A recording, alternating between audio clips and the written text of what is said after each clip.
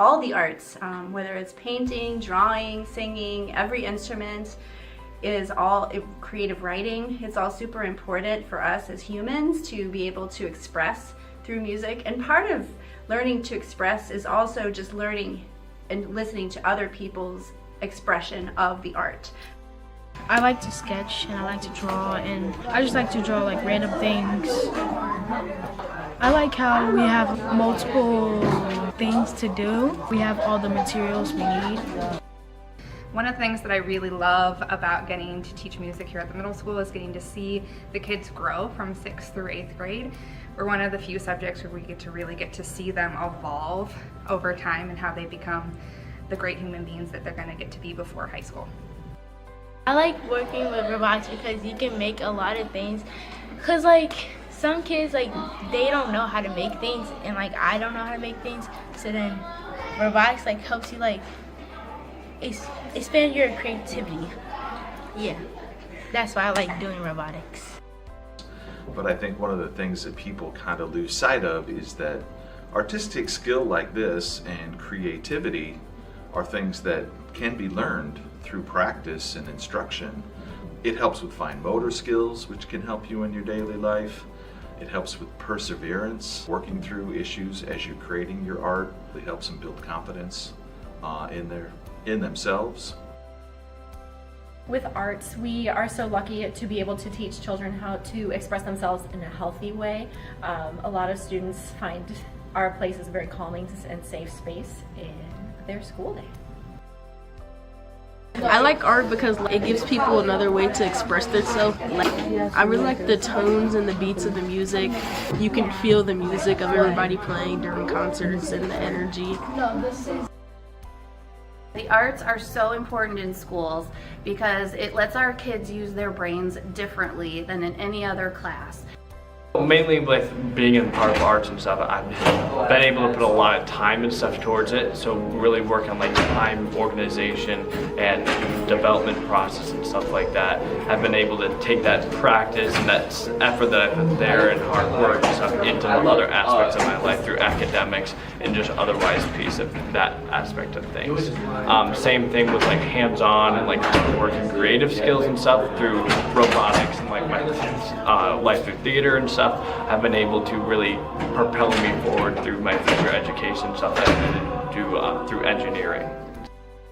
Everybody probably interacts with music in some way in their lives, whether it's playing an instrument like we do or listening to music in the car. Just maybe you do something outside of academics as an adult, maybe you play in a community orchestra or a community band.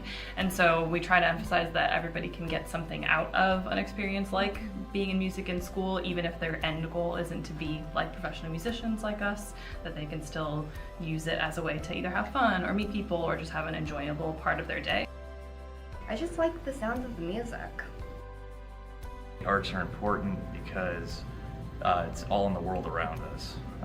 The humanities, culture around us, specifically music, is everywhere you go.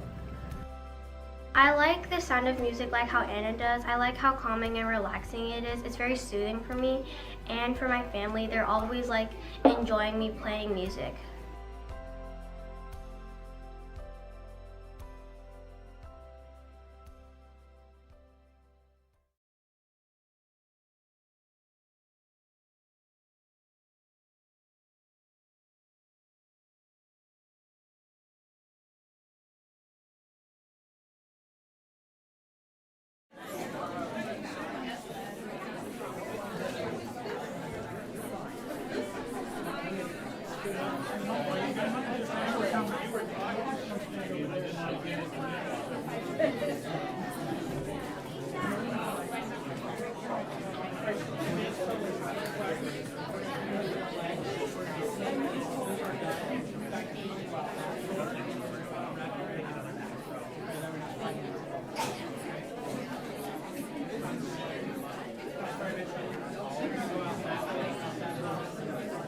Gentlemen, please take your seats.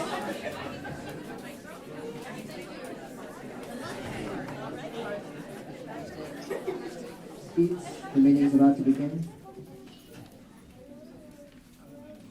All right, it is is 6 o'clock. We'll start this meeting with the Pledge of Allegiance, and please remain standing for the national anthem. I pledge allegiance to the flag of the United States of America and to the republic for which it stands, one nation, under God, indivisible, with liberty and justice for all.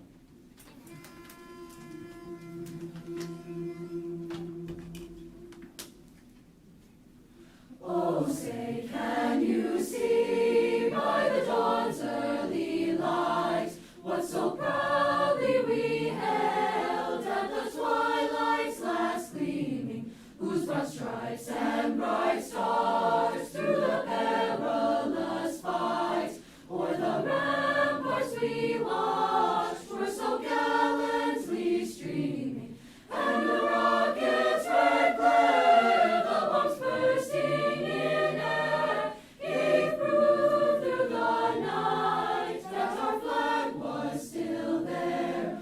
Oh, say, does that star-spangled banner yet wave o'er the land of the free and the home of the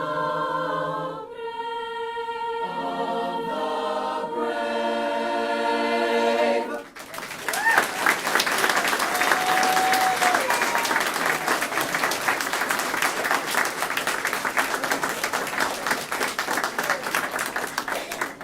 Thank you.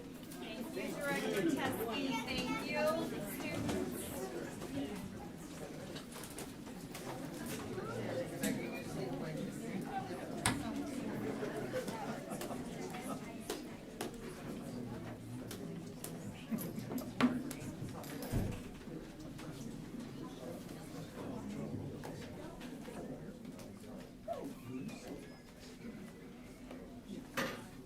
All right, welcome everyone.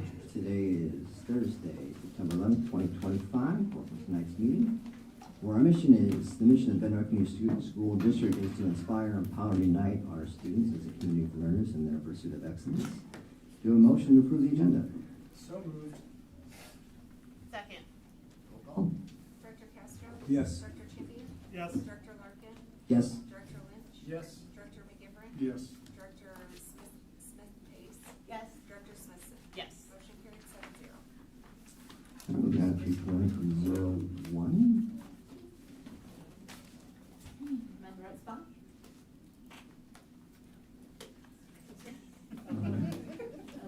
Nothing's easy. Hi, we have had the same artwork up in the administration center since it opened. So it's over 10 years. This year, under Dr. Morrison's direction, we decided to seek out fresh artwork and then begin replacing that artwork every year over the summer. So the end of last year, there was the beautiful art exhibit down in the Commons area. And we went through that, and we worked with art teachers to collect some art from each school, all grade levels, and what you see out in the hallways is the end of that work. So I wanted to have the students come up, give us their name, their grade, their school, and just say a few words about why they like art or something about their artwork. So, would you like to start us off? Isaac did a great statue of, oh gosh, you explain. Can you tell us what your name is? Can you look this way? Okay, your name? My name is Isaac Dominguez. And what grade are you? Now I'm in 3rd grade. What school do you go to? Neil Armstrong. Okay, and can you tell me why you like art? Yeah. Or can you tell us about your Statue of Liberty that's out there? I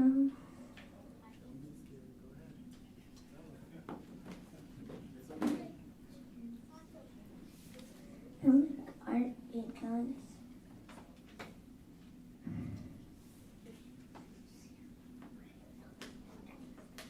And that's okay if you can't. That's okay. That's okay. Thank you so much for loaning us.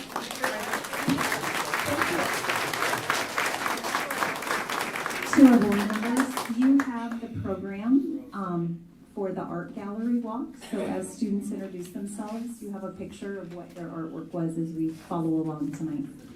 Would you like to come up? If you could tell us your first name and your last name. My name is Zoe Boris. And what grade are you in? Second grade, And what school do you go to? Parnellton Elementary School. And can you tell us about your dog or why you like art? His name is Chesco, and he's white and he's small. And why do you like making art? Because I love making rainbows in order. So red, orange, yellow, green, blue, pink, and purple.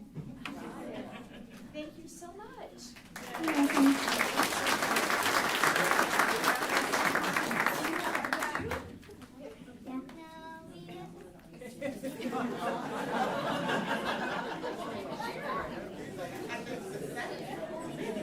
Hi, come on up.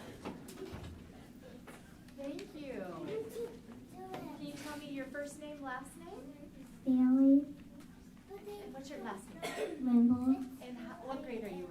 second, What school do you go to? Parnellton Elementary. Okay, can you tell us about your art that you have displayed or why you like art? I like art because it's fun. It is, you're right. Anything else that you want to say? Okay, well, thank you for coming up and thank you for sharing your art with us.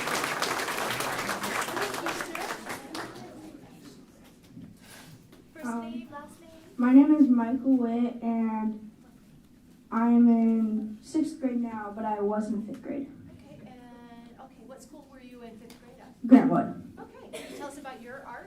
So my art is a pickup truck with presents and a Christmas tree for winter. And I like art because it's fun to draw and color a ton of different things. Wonderful. Thank you very much.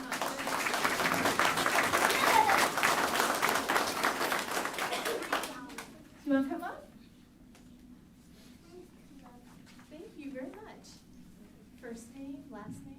My name is Emma Hartley, and I go to Parnellton Elementary. My art was the heart art, and I like art because I get to be creative. Thank you.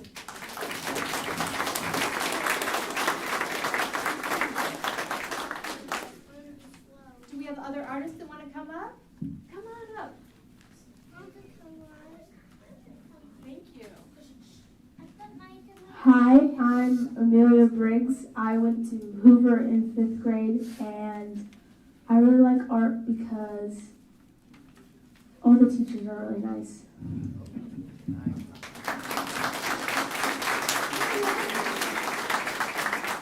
Lydia, do you want to come up?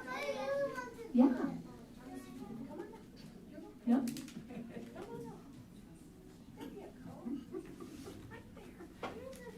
First name, last name? My name is Isla McGivern. And what grade are you? Third, At what school? Parnellton Elementary. You want to tell us about your art or why you like art? I like art because it's fun, and my art is the love side. It's beautiful. Thank you.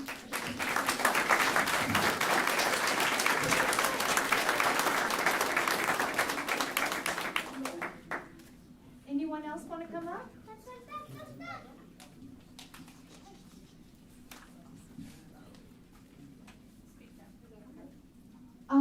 I think I have you in the next section, Arts and Education Week. So that's what we have. I don't know if any board members have questions or want to make any comments. I want to say it was very brave of all of you to come up, and I really like the art. You do such good jobs. Thank you.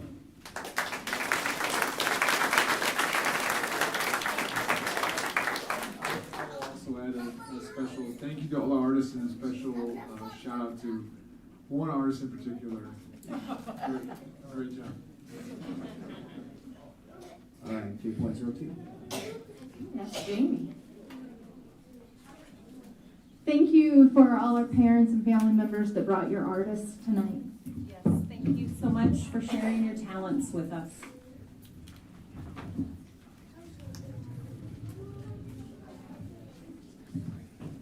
That is a tough act to follow. I am not nearly as talented or cute as they are, so. So I get the honor of introducing our celebration to National Arts and Education Week. It's actually next week, but we don't have a board meeting next week. So Bettendorf Community School District students and teachers are about to share, and our students already have, their passion for and appreciation for the arts, including music, visual arts, theater, and robotics that are offered throughout the district. And we recognize the role of arts education in enriching student learning, expression, and school culture. And I was talking to our arts teacher. I did not attend elementary in Bettendorf, and my art teacher was not as kind as we heard. And I said that made a big impact on my future in art and wanting to try it and wanting to be creative and all of that. So I appreciate all our great artists, and we have more from our art teachers to share about what they do.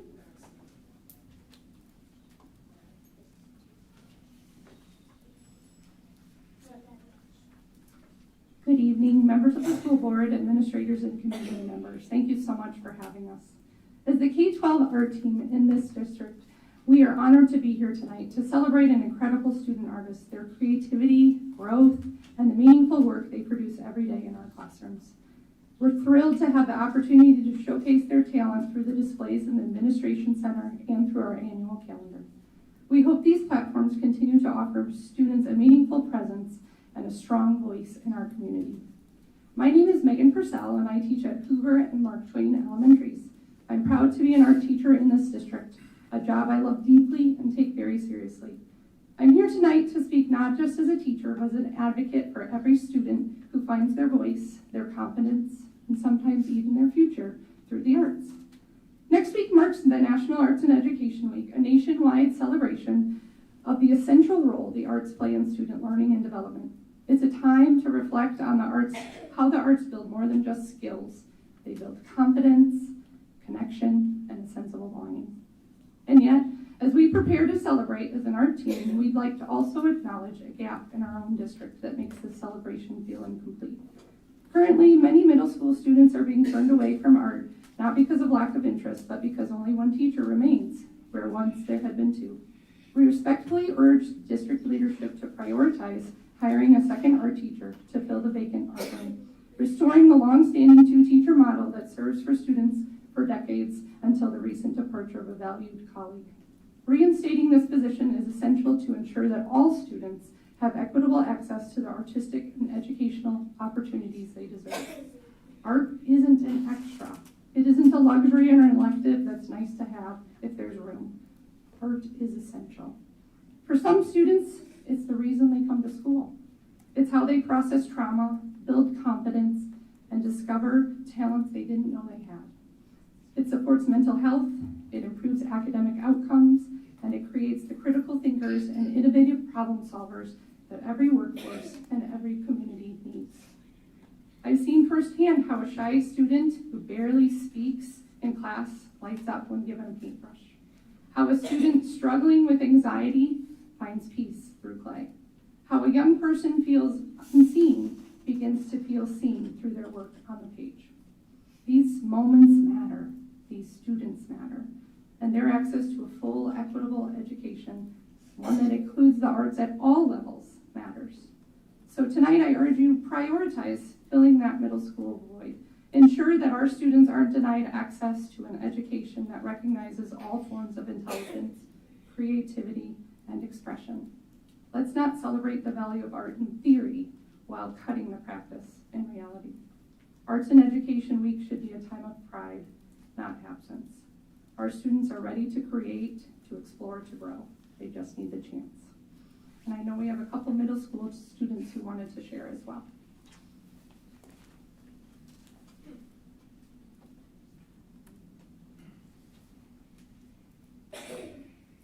Hello, my name is Lila Briggs, and I am an 8th grader at BMS. What does having art in middle school mean to me? I'm not going to lie, starting middle school was really tough for me. The hallways were loud, and I felt lost in the chaos of it all. I've always enjoyed art. I did it at home, but didn't really know what I was doing. But when art started during the 6th grade school year, I had a calm place to escape to, and so many new doors for all kinds of art mediums were open to me. It was a place where I could have creative freedom and feel proud of it. I feel art can help a lot of teens who are struggling and broaden their horizons and express themselves. It was something I could look forward to every day, but I only had the opportunity to take art in 6th grade as one of my classes. Fortunately, I was able to have Mrs. McLeod for a short time in advisory club. While in this class, I made a bulldog drawing that was featured in the district calendar and social media, which added school spirit to the community. Art is a way to de-stress for me, and I'm so glad that I have a place to do it at school. That's why having art in middle school matters so much to me, and why I think every student should have an opportunity, the same opportunity. Thank you for your time, and have a good rest of your day.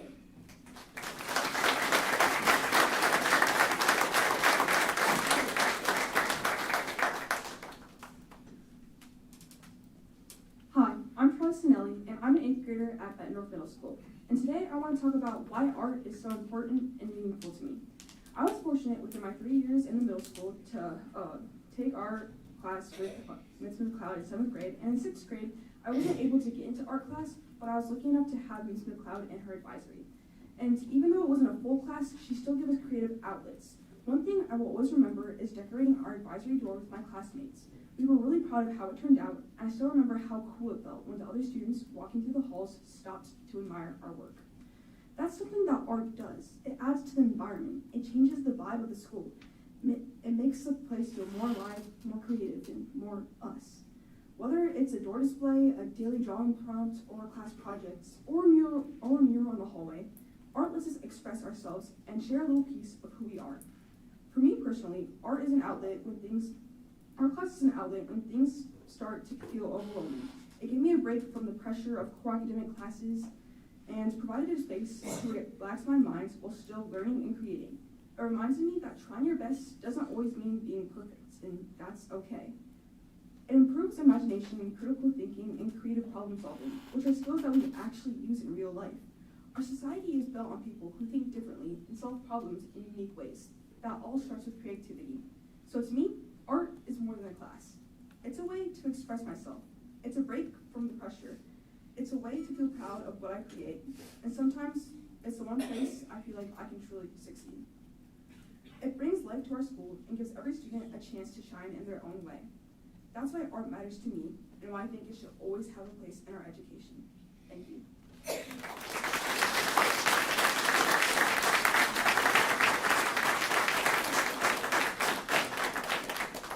I think we have a couple others.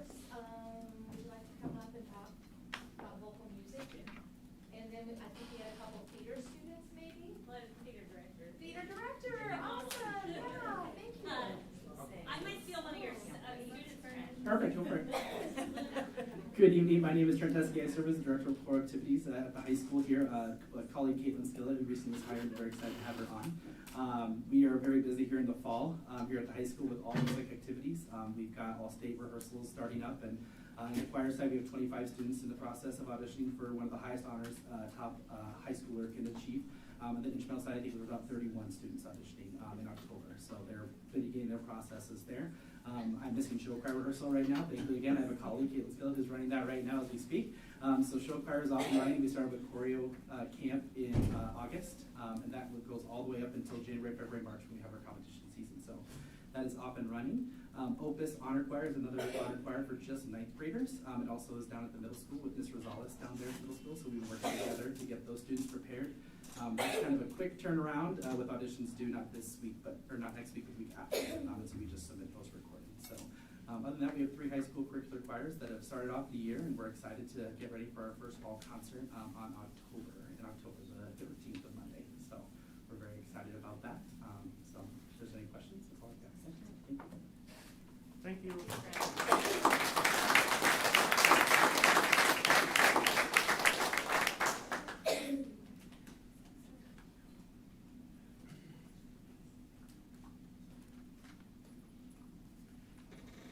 So my name is Kristen Koch. I started with Bettendorf about 4 years ago as the theater director over at the middle school.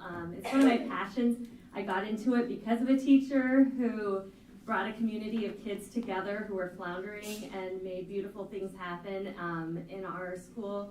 And I wanted to do that myself. And so going forward, when I started at the middle school, they did a show a year. And I actually, my co-director and myself, we do more than that. We start them with a club right away so the kids have a place to land. We want them to be able to work in a creative space, but give them the opportunity to develop skills that they can bring into the workforce one day. I added an improv show that I personally am a huge fan of. Some of the things that these improv shows do and the drama department does is it builds their confidence. Like, you get these kids out on a stage and they're doing something hard in front of people and their confidence starts to grow and they realize, hey, I can do this. The first year I started, I would ask them to do something. I'd be like, hey, we're going to do this on stage. And they'd be like, oh, no, I can't do it. And I'm like, you totally can. And I don't get that anymore. Now they're like, yeah, we got this. And they go in and do things they've never done before. That is really hard. One of the things I like about improv and why I like to start teaching them some improv skills, we play a game called Yes and, where they have to throw a ball back and forth and someone says something absolutely ridiculous like, oh, I don't know, I love pretty rainbows or whatever. And the other person has to say yes and they have to build on it. It teaches them collaboration skills. It teaches them to listen. Because one day they are going to be in the workforce and they are going to need to collaborate with someone who's going to give them an idea and they're going to be like, oh, I don't love that. But they can learn, yes, but let me build on this. And so I love that. The other aspect I love is we've had the opportunity to go into the elementary schools and showcase a little bit, like maybe one of the songs from our shows. It gets the elementary kids excited about middle school. And then we have had high schoolers come back who have come and helped volunteer. Some of them are here tonight, and they have come back and helped lead backstage or lead different improv activities and different games. And it gets the kids excited about high school, where they get to move on with these peers. So it gives us the opportunity to bridge that gap while learning how to think on their feet and like I said, it grows their confidence. So I've got Luna here and my daughter Caitlin. Luna, you want to come tell them what you love about theater? Sure. And then I'll have Caitlin tell you. Hi, my name is Luna. I'm a sophomore here at BHS, and as a middle school, I've been involved in theater throughout my life, but in middle school I was involved in Mrs. Koch's production of Seussical and then Finding Nemo, and then as a high schooler I've come back and I've helped with camps and the regular productions that they put on. And I just think that theater is a great opportunity for kids to express themselves and what they're passionate in. It's really just an awesome extracurricular activity. So, thank you.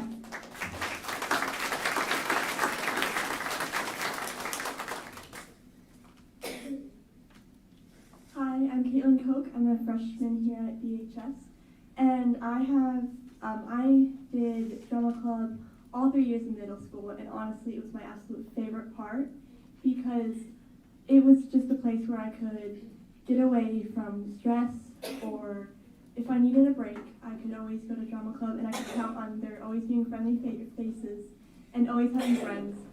And I love that aspect of it because not only does drama club help you learn skills for your future, like public speaking, but you also have a place there. You will look around and everyone has a friend, everyone's interacting, everyone's smiling, everyone's having fun. And I think that's such an important thing to have in your life.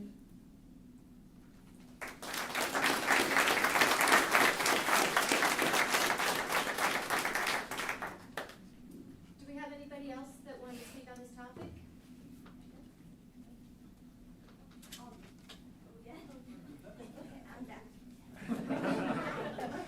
Again, my name is Luna. I'm a sophomore here at BHS, and I'm also the assistant director for all our fall play here in the theater program. So,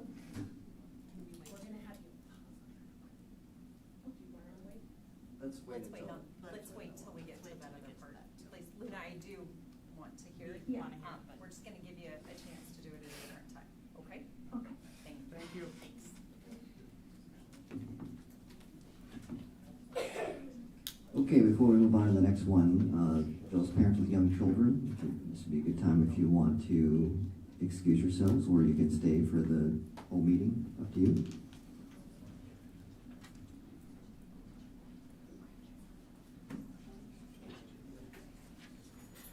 Thank you for being here. Thank you. Thank you for coming.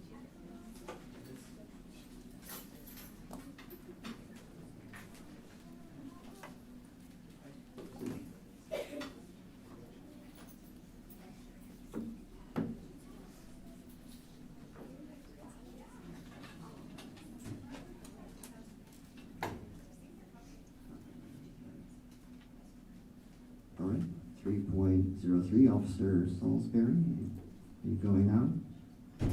Oh. Quick call. Please. Yeah, let's go ahead to 3.04. All right, we're gonna come back to 3.03, 3.04, go ahead.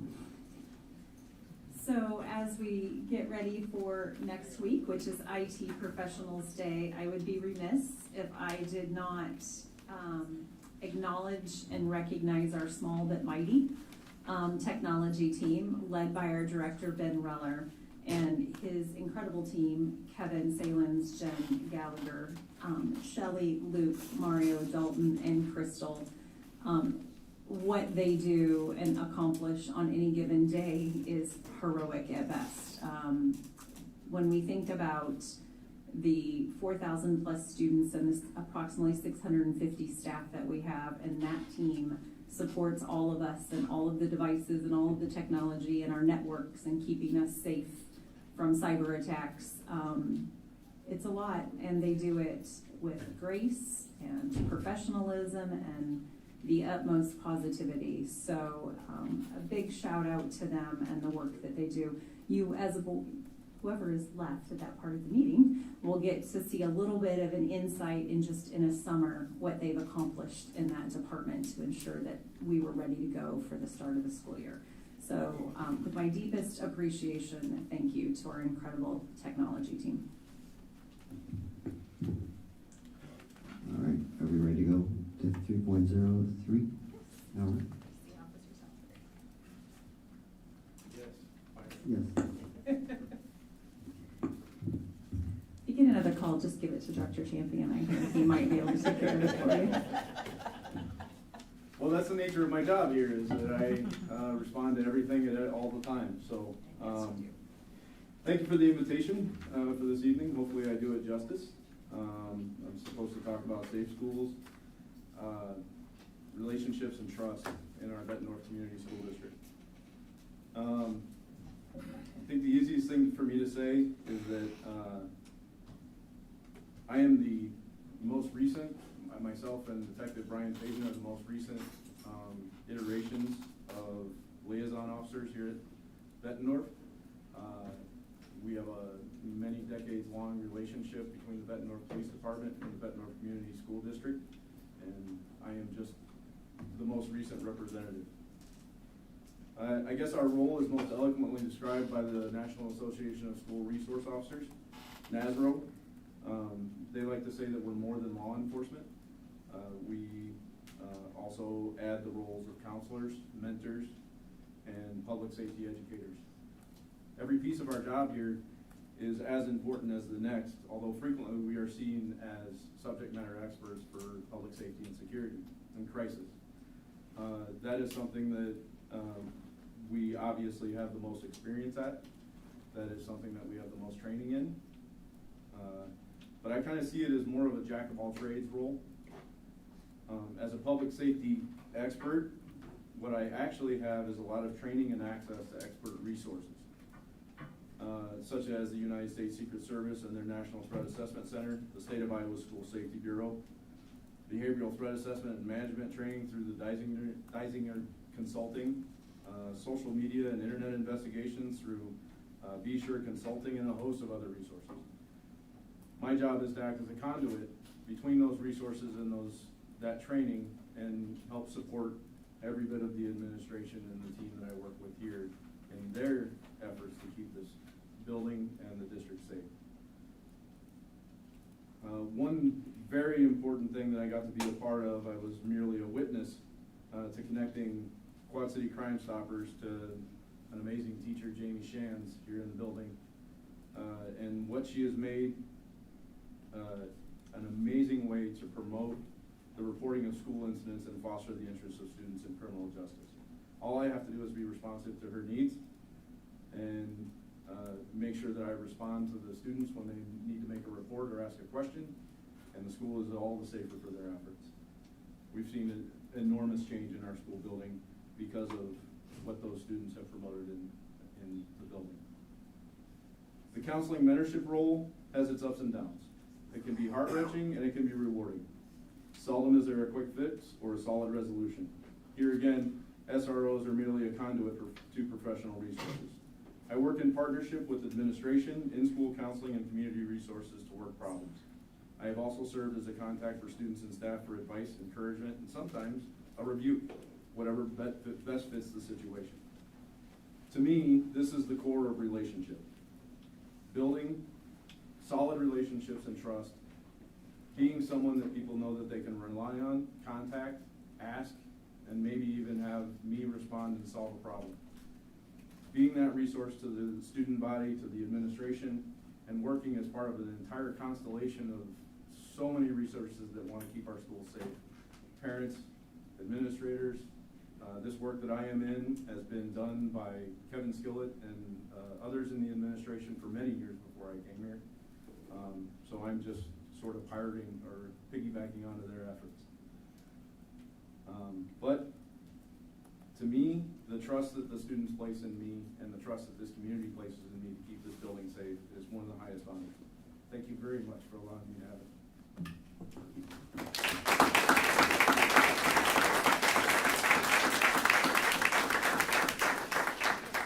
Before we transition, I just want to thank Officer Salisbury. He was quite humble up there today, but he is such an integral part of our district, of supporting not only the high school in Edison, but all of our other schools and administrators when we need it.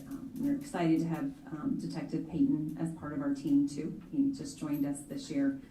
And grateful for all of the other school liaisons that preceded them. But Jeremy is one that no matter when I text or call, he is always responsive, a great collaborator and someone who will just help you problem solve what's going on and help us find the right solution. And so thank you from all of us in the district for what you do and the relationships that you have built in this effort to keep all of our students and staff safe each and every day. All right.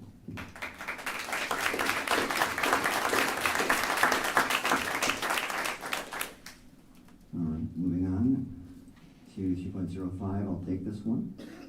11th grader Lucy Wolf has been selected as a runner-up in the Iowa City UNESCO City of Literature's Paul Engel Day Glory of the Senses Essay Contest. The prize is a $500 cash scholarship, nice, to be used as school of your choice. Her essay earned one of the top scores among entries to the contest. Is she here tonight? She was unable. She is at show choir practice. Show choir. Right, show choir. All right, BEA reports.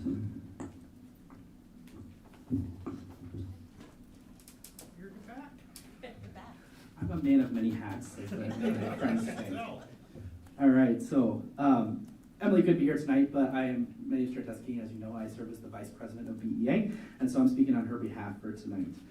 An update for BEA: as our teachers are working on getting their classrooms and routines settled into the new year, BEA is doing the same. Throughout the summer, the team worked to get meetings set, support for our members, and a plan for the year.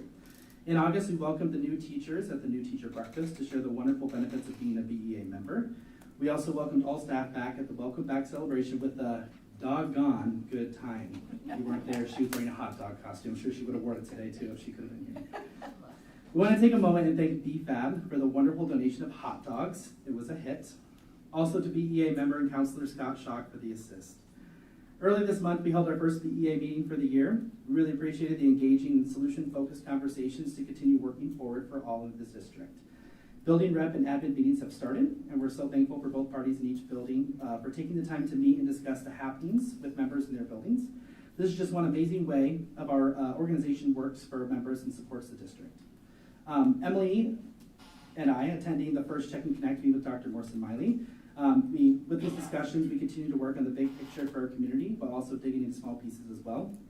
And looking ahead, we look forward to the IBPS meetings that we will begin this month, as well as setting up the staff oversight committee as our fall, and as well as a fall social at Happy Joe's as usual in the fall. Something I wanted to add, as it is Fine Arts Education Week will be next week.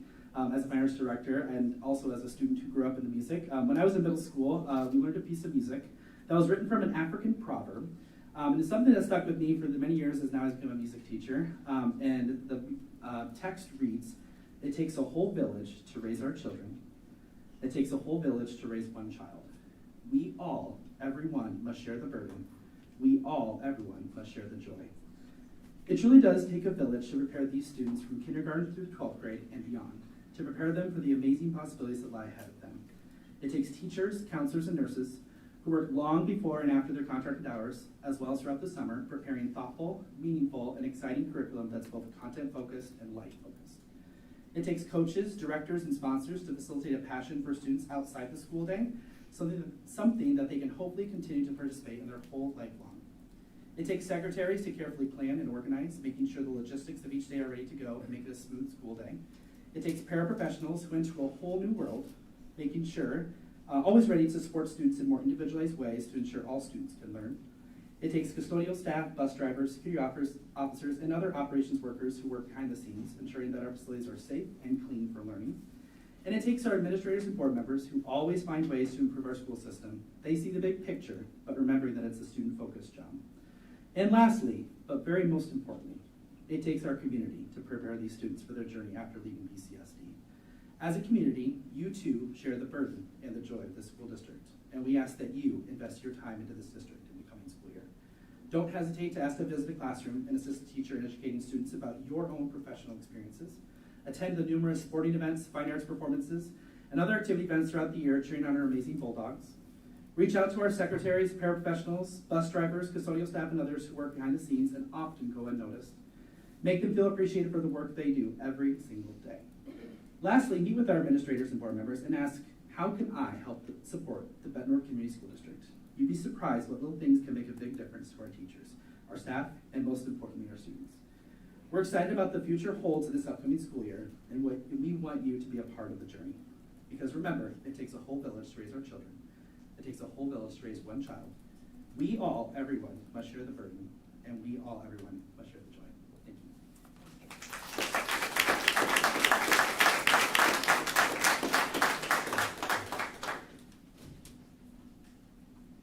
All right, moving along, Bessa report. He's a hard act to follow. Good evening, members of the board, and thank you to the parents, staff, and community members here tonight. I've spent a lot of time over the last few days reflecting on what brings us together. As we stand here today on the anniversary of one of the most tragic events in our country's history, I'm reminded of how those moments can highlight our shared humanity and our capacity to come together. As Trent said, every child in this community deserves a quality education, and the professionals I represent, our secretaries and paraeducators, work diligently along with our teachers and other district staff day in and day out to provide that. They do what they do because they love the profession, and most importantly, they love our kids, and they have an unwavering commitment to our students and public education. We are off to a great start to the school year, and I want to give a special shout out to the secretaries in every building, who are truly the chaos coordinators and the glue that holds everything together. They have managed the insanity of the start of a school year with a smile on their faces for the students, staff, and families they serve. You never see them sweat, and they find a way to get all of the things done. Thank you to all of them for a job well done. Bessa is kicking off the year with their first meeting in October, the date to be announced later, and we're looking forward to an awesome year. We're looking at our highest membership in the last 5 years and are getting involved in discussions that spread beyond BCSD and will impact classified educators statewide. We will be proposing new bylaws this year and are very excited to get things rolling in October. The IBPS team will begin to meet next week, and we're excited to start working through contract language and collaborating with BEA, BSSA, and the district on a number of topics, while working as a group to continue to strengthen our district as a whole. Now for my favorite part, a couple of shout outs to start off the year. Corey Esbaum at Hoover Elementary would like to recognize her building secretary, Michelle Hawley. Michelle is truly the jack of all trades in our building, and we're beyond lucky to have her. From the moment guests walk through our doors or call the office, she is the voice and welcome that sets the tone for our school. She supports teachers with whatever they need, often before they ask, and somehow she manages to fix every single copier jam like it's no big deal. And that is a feat. What makes Michelle really shine is the way she handles the hustle and bustle of each day with such calm and ease. No matter how busy things get, she keeps everything running smoothly, makes people feel cared for, and always seems to have a solution ready. She is the quiet problem solver, the go-to support, and the steady heartbeat of Hoover. Emily Henneman at Bettendorf Middle School would like to recognize paraeducator Gisette Bluestone. Gisette joined BMS this year and has already hit the ground running. She is eager to support students and staff in any way possible, consistently has a positive attitude, and is quickly becoming an invaluable team member. I want to thank you all for your attention tonight, and I want to echo what Trent said. Please take a moment, get involved, make a call, support a staff member who typically sits behind the scenes. But most of all, call and see what you can do to help out in your buildings and support our teachers, our staff, and our students. Thank you.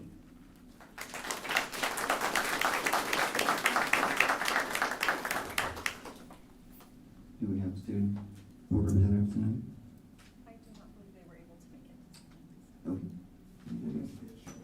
Show choir. Busy night. All right. Over to you. Thank you. All right, I have a two-part report this evening. So I'm going to start with just some recognitions and remembrances. So today, on the anniversary of September 11th, we pause to remember those lives lost and honor the courage of those first responders and the countless others who demonstrated extraordinary strength and compassion. This day serves as a reminder of the resilience of our country and the importance of unity, empathy, and service to others. And you've heard that in our union leadership that preceded me. As a school community, we do remain committed to fostering respect, kindness, and understanding so that the future generations may continue to build a world defined by not only peace, but hope. So, as it's hard to believe, we're in our third week of a new school year. It's gone fast, and it has been a really good start. I was talking with some teachers prior to the board meeting, and overall, as I've been out at sites talking to students and staff, it really has been a great start. I think the weather definitely has helped, that we had a cooler start to the year. But I do want to thank our entire team, everyone who makes up the Bettendorf Community School District. Thank you for just an amazing start to the 25-26 school year. Your time and attention to all of the details has truly set us on a positive trajectory and setting all of our students up for success. In honor of Arts and Education Week, thank you to the very talented artists and their families for being here this evening and sharing their talents with us. I would be remiss if I did not thank Celeste and Monica, Joyce and Erica in our office for all that they did tonight to make tonight's art gallery showcase a success and all of the recognitions at the start of our board meeting memorable. Your attention to detail is deeply appreciated, and I truly am blessed to work with such an amazing team. Thank you to our amazing fine arts team, who whether you're in the arts, the visual arts, music, orchestra, band, or robotics, as teachers and staff, I appreciate your willingness to selflessly share your passion and talents with all of our students each and every day. Just a reminder, next Tuesday, we have the honor of hosting the Iowa Supreme Court here in our Performing Arts Center at the high school. The Iowa Supreme Court will hear oral arguments. Those oral arguments are open to the public. Hope to see everybody there with their families, and will begin at 7 p.m. The court will hear attorneys argue the case State Public Defender versus Iowa District Court for Scott County. But immediately following those oral arguments, the court will join the audience in a public reception outside of our auditorium in the Commons. And we are grateful for the collaboration and sponsorship by the local bar association who is hosting that reception. So we hope to see everybody there. And we are also lucky that on that same day, throughout our school day, Justice Waterman, who is a Bett alum, will be sharing his wisdom and knowledge with our students in both small and large group opportunities. So very grateful that we get to host this event and hope to see many of you Tuesday night at 7 o'clock for the oral arguments. Okay, shift. It's kind of part 2 of my piece tonight. So just another good evening to all of our members of the board, our families, and our staff and community members who are with us here in the audience tonight, who are listening at home. I want to begin by acknowledging the deep emotions surrounding this selection for the Bettendorf High School's fall play, 26 Pebbles.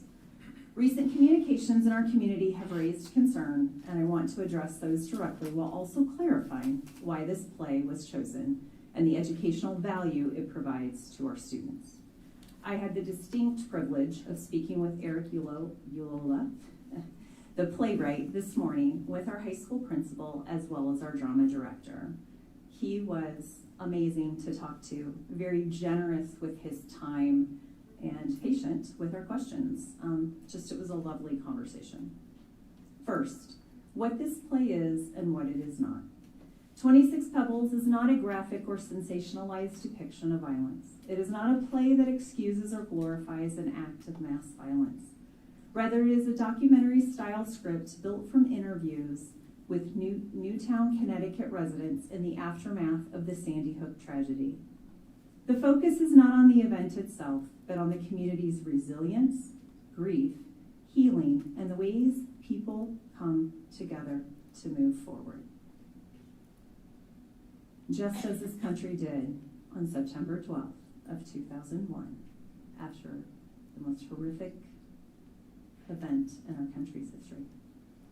The playwright Eric Ulola had stated that his intent was never to politicize, but to give voice to real people navigating unspeakable loss. The script ends with the words, "We are love, we are Newtown." That is the message our students and audiences will leave with. Second, why this play was selected. Our educators made this choice thoughtfully with clear educational goals.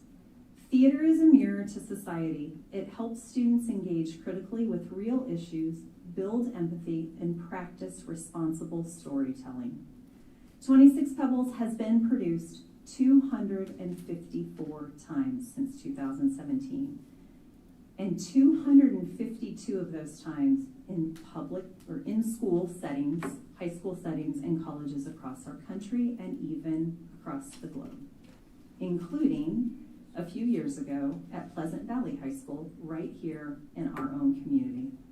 It is one of the most frequently produced plays in American high schools precisely because it fosters dialogue about resilience and community without sensationalizing violence. Third, how are we supporting students and families? We recognize the subject matter is sensitive, and for that reason, teachers are providing context and background as part of the learning process.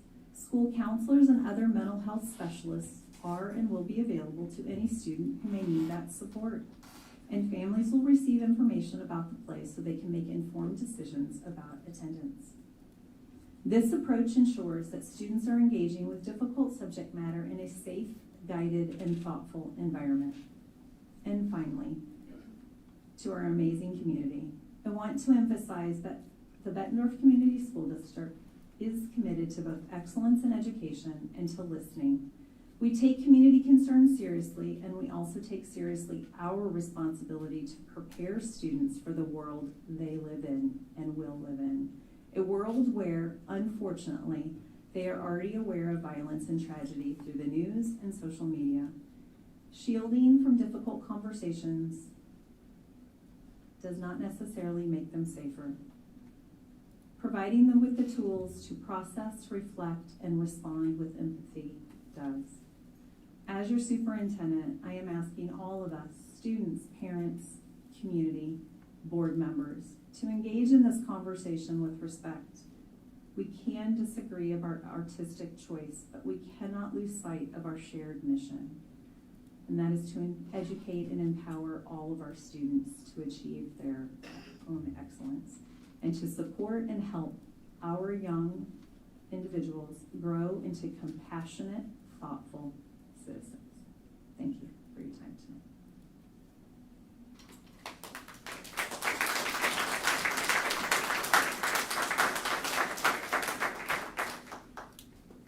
All right, moving along, this is this portion of the meeting where those members of the audience wishing to address this body, please check in with the board secretary and state your name and address for the record. Please keep your comments to 3 minutes, keep it civil, and as a reminder for public meeting laws, this is a meeting for the public, but not by the public. The board members will not engage in any discussion. And we'll start with our students first. Ms. Luna, would you come back up and join us? And I believe Ms. Giselle, you'd like to speak as well.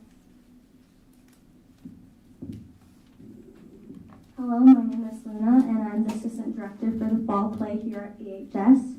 So we're putting on the show 26 Pebbles, and this is also facing a lot of criticism. So I just wanted to share what this show means to our cast and what it is really about. So first of all, the show is about the events, but it's only focused on the aftermath and the community coming together. So I've read the entire production, and in no way does the play depict the shooting itself, and there's going to be no stage violence or reenactment. And the author created the play with the interviews that he conducted, and this is not a play just for pure entertainment. It's to create awareness and honor the lives were lost. So in no way is this trying to be disrespectful going about and performing this production. Thank you.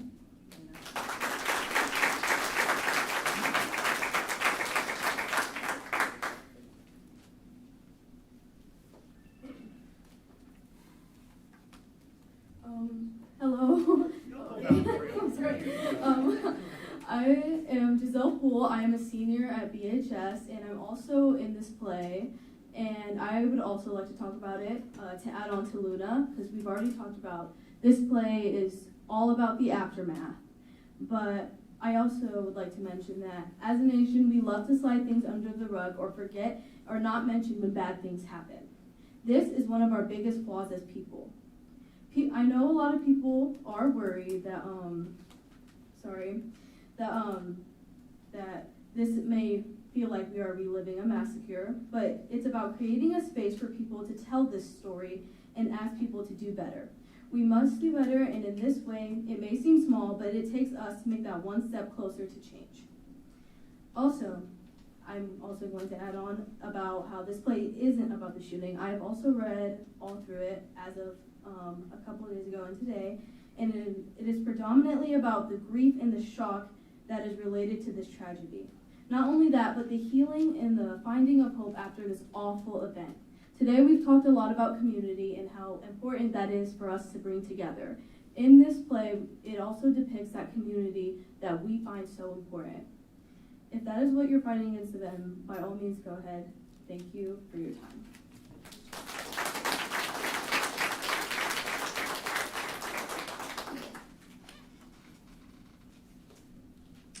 Anyone else?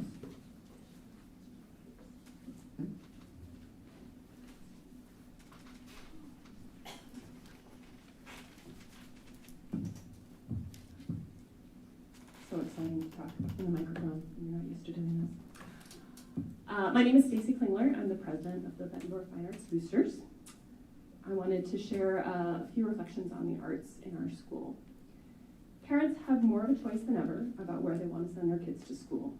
The Bettendorf School District offers a total package with not only excellent academics, but a rich selection of activities to participate in.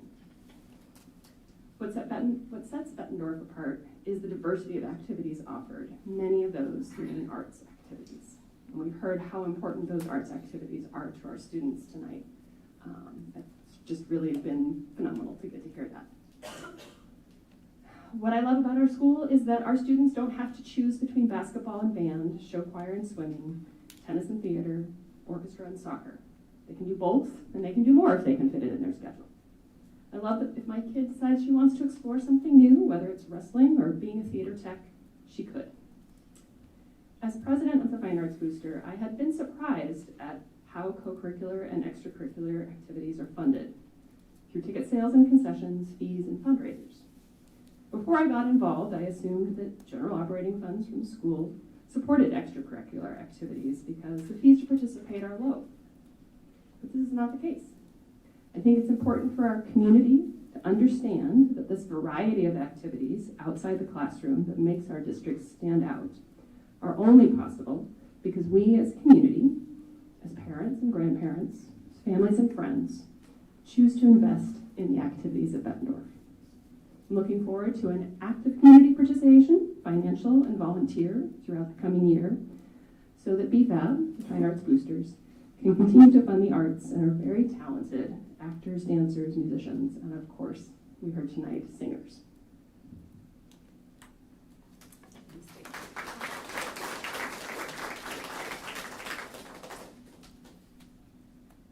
Anyone else?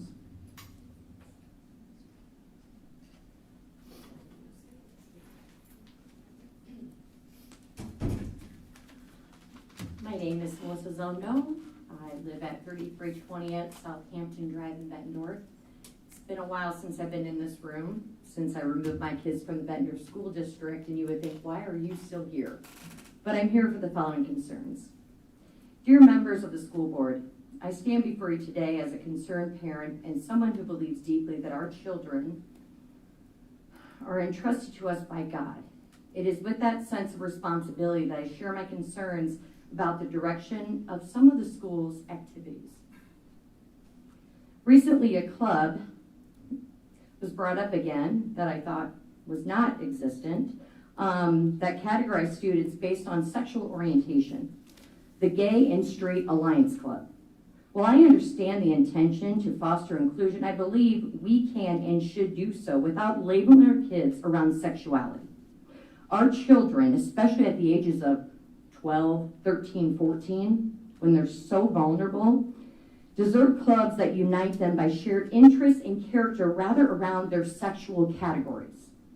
As a parent guided by faith, I respectfully urge the board to consider that our role is to educate and not to indoctrinate. We should be teaching our kids how to think critically and not telling them what to think, especially about their sexual identities. When we start labeling clubs around sexual orientation, we risk stepping into a role that does not belong to us but the families and to God. I ask you to lead with courage and to remember that true inclusion doesn't require us to define children by their sexual preference. It requires us to see them as whole individuals by their talents, dreams, and God-given purpose. Thank you for your time and consideration.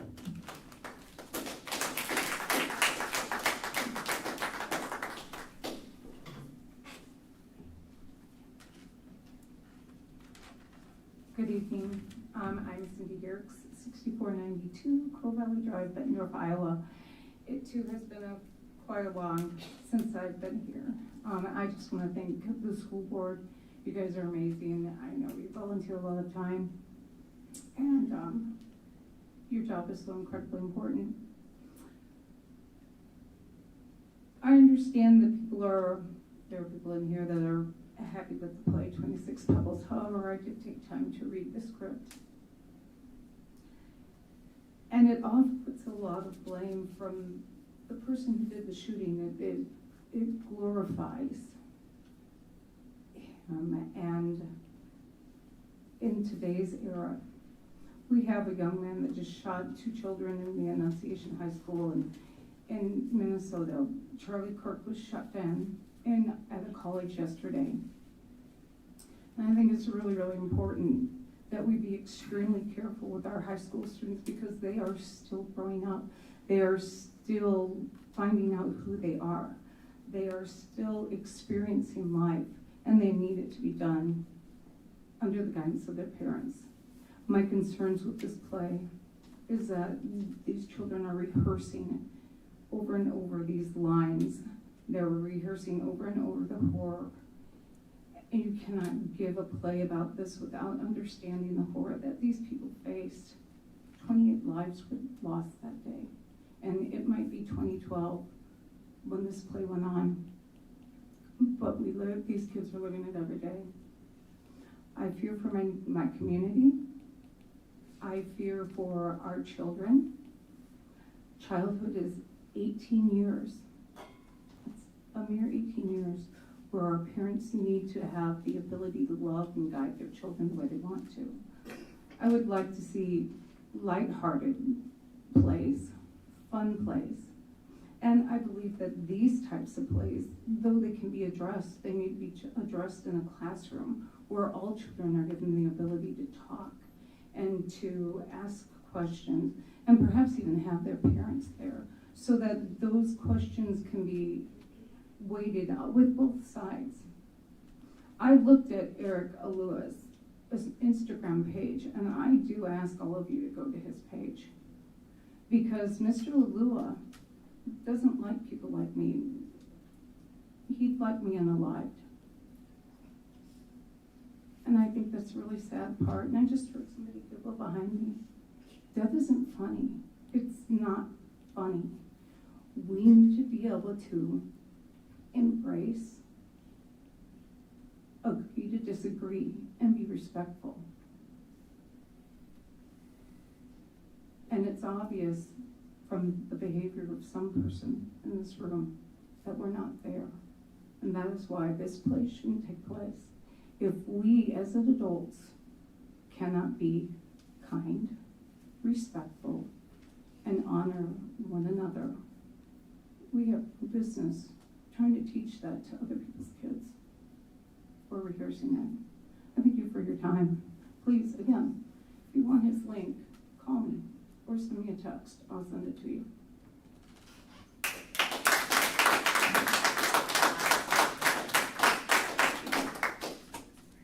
Good evening. I didn't really plan on speaking today. I came to support my friend's daughter who spoke today.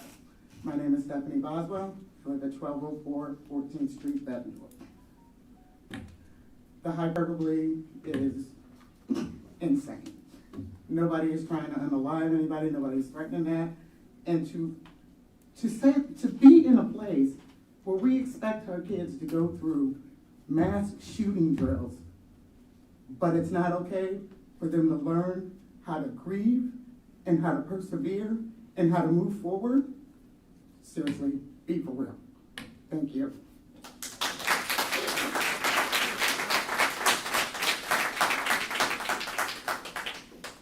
Hi, I'm the parent. I'm Melissa Hayes. I'm the parent of a freshman that's currently enrolled in Bettendorf. I read the play, and I just want to read one of the author's Instagram posts. Verbatim. I'm going to be blunt, remarkably blunt. Republicans are murdering your children. Republicans are murdering Black people. Republicans are murdering Hispanics. Republicans are murdering moviegoers and shoppers and concertgoers and every human who has been taken down by this party and the refusal of any kind of gun control. We tried to solve this, and he swears, after Sandy Hook, and Republicans stopped basic universal background checks. Those have been in play since the 90s, just so you're aware. Republicans are murderers. If you vote for them, you're enabling murderers. Case closed. That is your author of your play.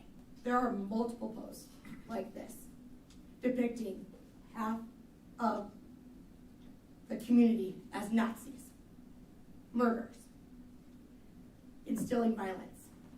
He's your author. He's not some friendly, everybody should get together and unite type of person. The concern is these children are already terrified daily. They have these safe and place drills.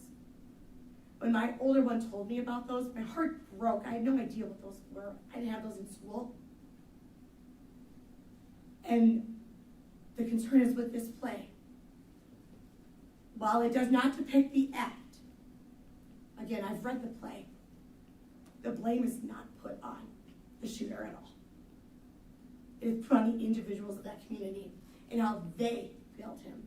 There's even lines stating that it's the mental illness, so he's not really responsible for his actions. I find that very irresponsible. Whether he was failed or not, which we know in this case he was, at the end of the day, you are responsible for you and you alone. And it's very upsetting to know that this play was chosen. And the fact that it talks about half of your student body, community as murderers, Nazis, and that's supported.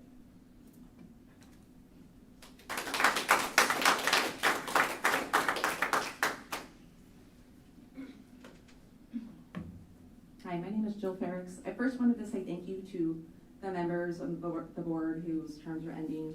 Thank you for your service and your commitment to the district. I wanted to talk about two issues. I feel very proud that our district, our BMS, offers clubs like GSA, Gay Straight Alliance. This club provides a safe and supportive space for our students. These clubs can help reduce bullying and discrimination. They can improve mental health and feelings of belonging. This club promotes respect, inclusion, and understanding in schools, which builds stronger communities. The other topic I wanted to address really quick, these high schoolers are amazing in what they've shared already, but while this production of 26 Pebbles seems like it's a very dark topic, it's a story about healing and hope. It's about a community coming together, trying to cope and understand the unimaginable tragedy. The story encourages open dialogue about gun violence, hard conversations we need to have. The characters in the story discuss experiences and perspectives, includes their shock, their grief, questions about motive, and mental health. These conversations foster empathy and human connection. These are reasonable and healthy ways to try and move forward, as we all should model for our youth. We all need this now more than ever. I think we're all feeling it. This topic isn't new to our students. They're reminded of it every day. And if they can do drills, these type of drills, lockdown drills, as frequent as fire drills, then they can understand why this story is being told. So thank you for your time.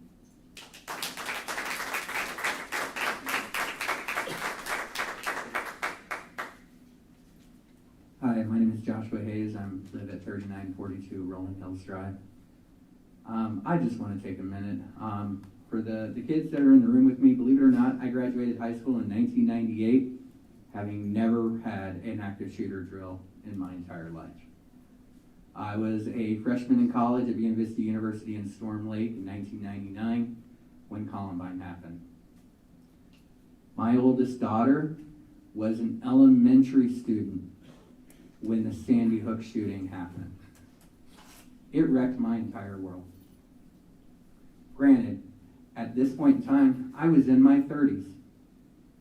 I had to have very hard conversations about what had happened, about how we respond to these things. We have students that are absolutely terrified to come to school every day. My youngest daughter being one of them. She is always on the alert if there is going to be a school shooting, even though I've tried to tell her every single day that it is not something that happens in commonplace. What we do with these children matters, okay? Everything matters. Yes, students should have an opportunity to learn about these things. I agree 100% with teaching this play in a classroom. It would be an excellent setting for this play. A community play an opportunity for these kids to actually escape, to have some fun, I don't think anybody is going to read this play and say that performing this play is going to be fun. Isn't that really what these types of activities are supposed to be about for our kids? Isn't it really supposed to be about them being able to have some fun? Let them learn, but let them also have fun. That's all I have to say.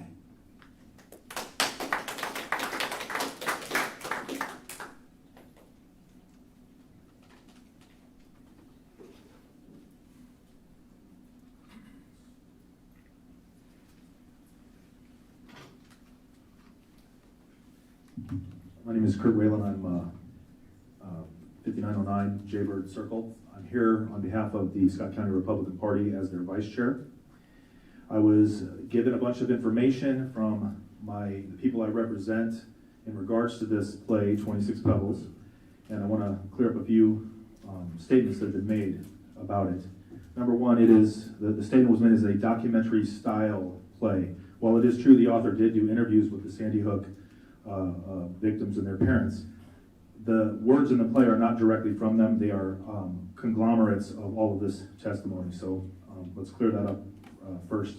Secondly, I did watch the play this morning, and I will tell you that there are moments of empathy in it. There are moments of coming together. We certainly are not against that.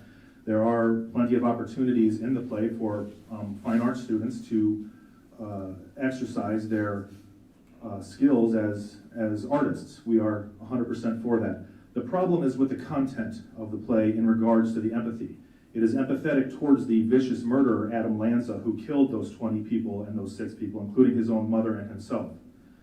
That is the problem with the play. At points in the play, they talk about how he was bullied as a kid and somehow that is an excuse made for this behavior. At some points in the play, it talks about how the counselor failed him and that is an excuse for the murders he committed. At some points in the play, his brother is the reason. At some points in the play, his mother are the reasons. At some points in the play, the town of Newton is the reason.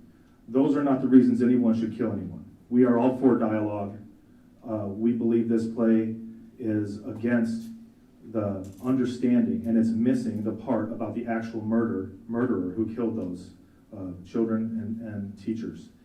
For those reasons, we stand opposed to this play being performed, not because of the good parts of the play, because there are way better plays we could do. You would not produce a play about Martin Luther King Jr. and talk about how James Earl Ray was somehow, the victim of society, and that's why he killed Martin Luther King Jr.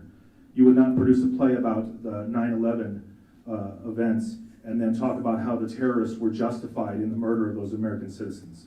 And no one should be justifying the vicious and brutal attacks by these murderers on our school settings. We just had an attack in Colorado as well, Minnesota. All of these things are reasons why this board, and we humbly request that you find a different play. There are plenty of good plays out there. That is the request of the Republican Party. You will do what you want. We appreciate that. I thank you for your time and your service. I'm sure it's difficult. I was a theater kid myself. I was able to do plenty of plays, and I found it to be an incredibly wonderful experience, like many of the students had up here. We never had to do anything nearly as controversial or as potentially upsetting as this 26 Pebbles is. And in regards to Pleasant Valley putting on the play, that was in 2020 during the height of the pandemic as well. And I was not a part. I was a part of the Republican Party, but not in a leadership role. I would have looked at the content of that and said the same thing at the Pleasant Valley School Board. It is the empathy for the shooter that is the problem, not the other aspects of the play. As well as some of the other things about the author, I think, are also things that you need to consider. So thank you very much for your time, and I appreciate it.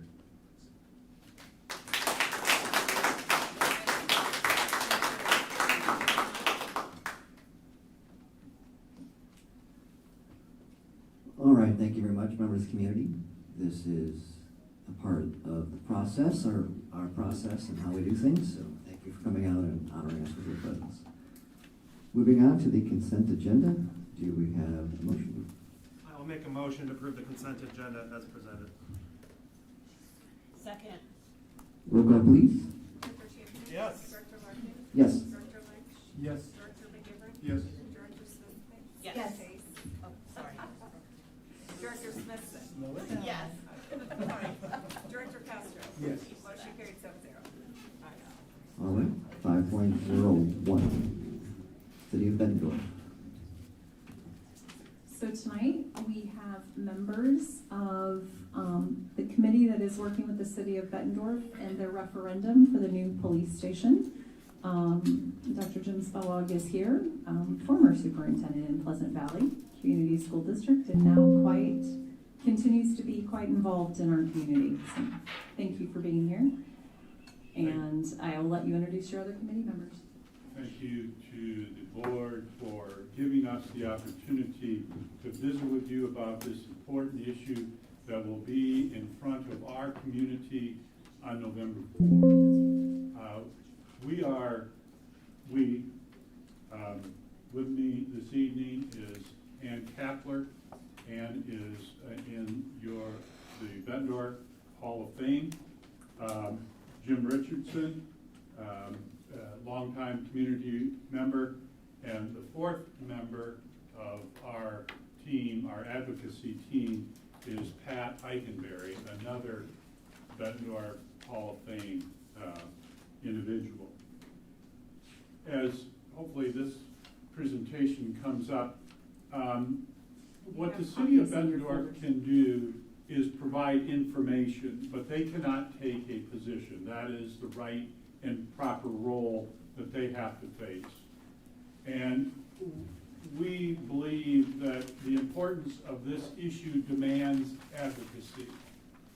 I have to confess that in my over 3-decade career in this community, I never had the opportunity or cause to be in our Bettendorf Police Department, be in the station. Prior to accepting this request to lead, this opportunity to be a chair, I toured the facility and I was shocked. We are behind. I have long believed that infrastructure supports function, and the infrastructure of our Bettendorf Police Department facility does not fairly support 21st century policing, nor does it provide for and protect those who protect us. If we can go to that first slide. We'll just go through a few things quickly here. This is not a decision the city has come to quickly. It has been under study since 2023. It began with this needs study, and the findings of that study were that to discharge the current and future needs of our police department requires approximately 40,000 square feet, along with a asset for the vehicles. The current facility is 10,000 square feet with a 5,000 square foot parking facility. It was built in 1959. It was last remodeled in 2000, over a quarter century ago. It does not accommodate modern police needs. The solution that's going to be in front of the community will be not just a solution for today, it accommodates needs for a 10 to 20 year period at least. It was not the proposed solution, which is to build a new station on ground the city owns, near just north of the post office. So it is in the complex that encompasses the post office, the city maintenance center, and the Pleasant Valley School District Maintenance Center. That is where the vehicles all go, police vehicles all go now when they need gas, when they need to be repaired. Other options that were considered. First, the move City Hall and remodel that space. That did not provide adequate space, and it continued exactly what is one of the flaws in the current space. That is, trying to adapt office space to policing, the needs of policing, the safety and security that a police department needs.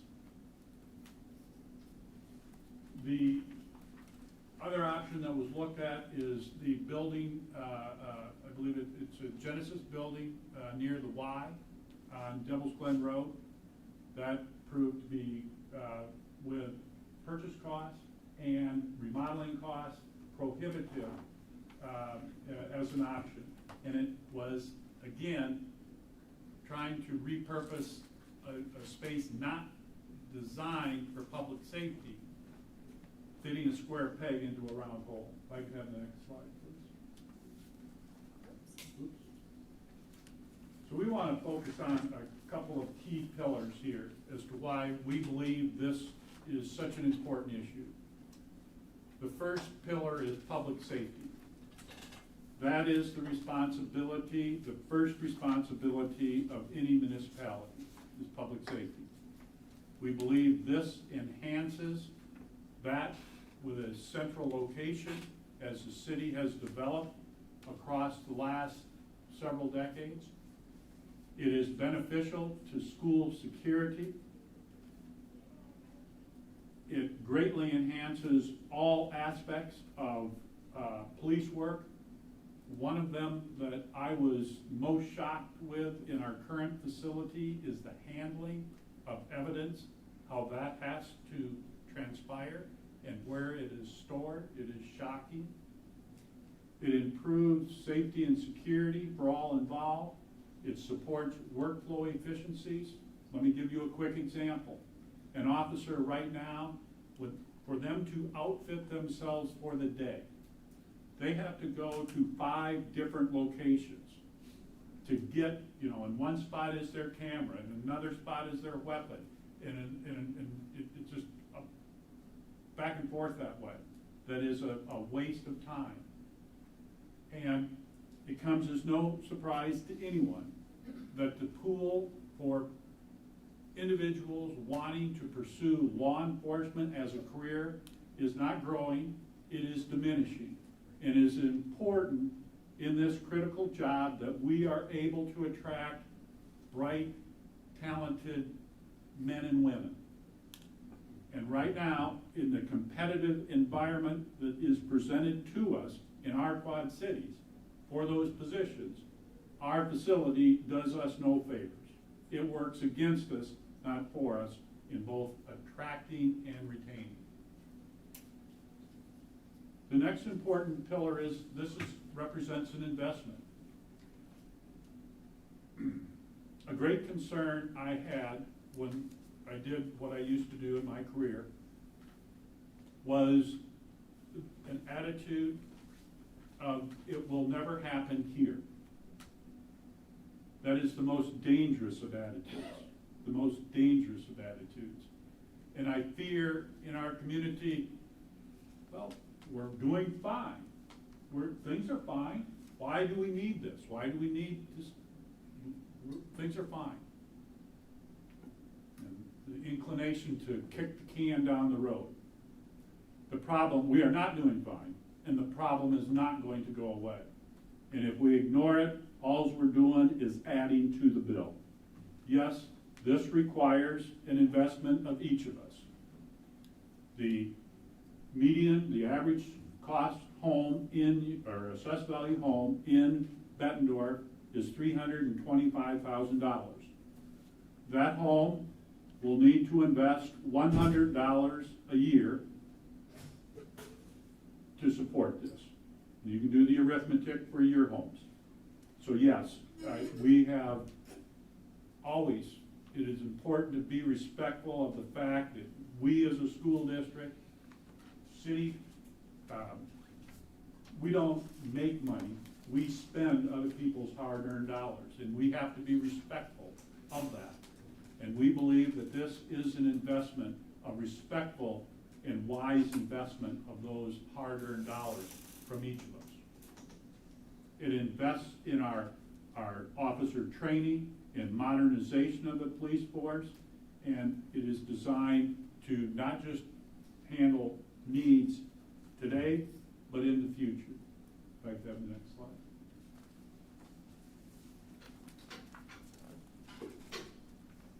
The city, every year, they issue bonds.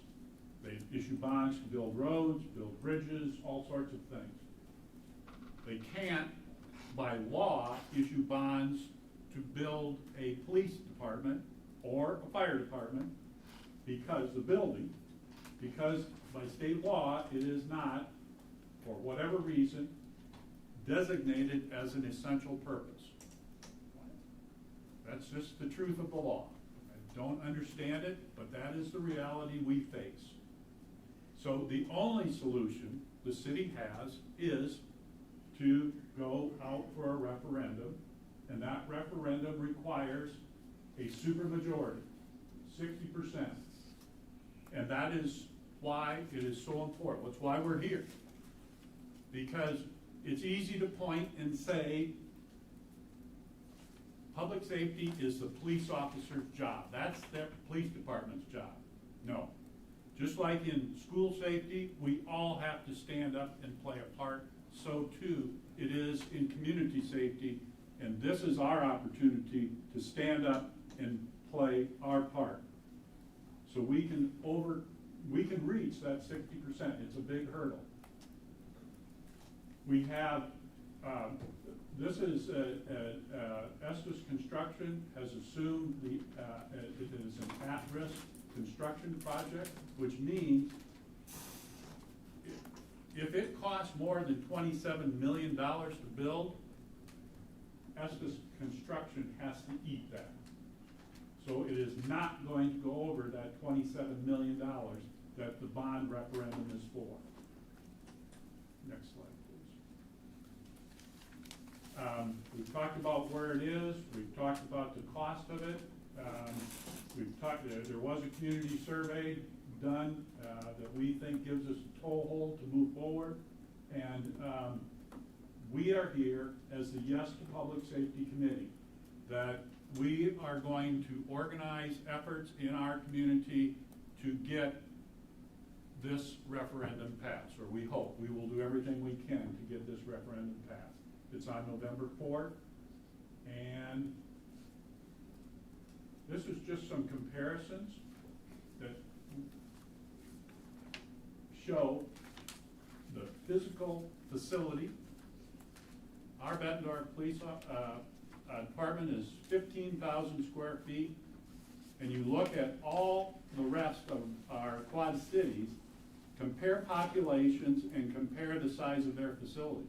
And let me tell you, we've also looked at our comparable police departments across Iowa, and those same figures run true. Same figures run true.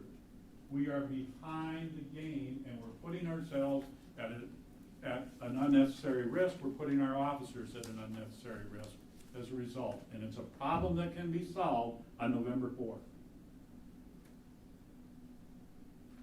Next slide.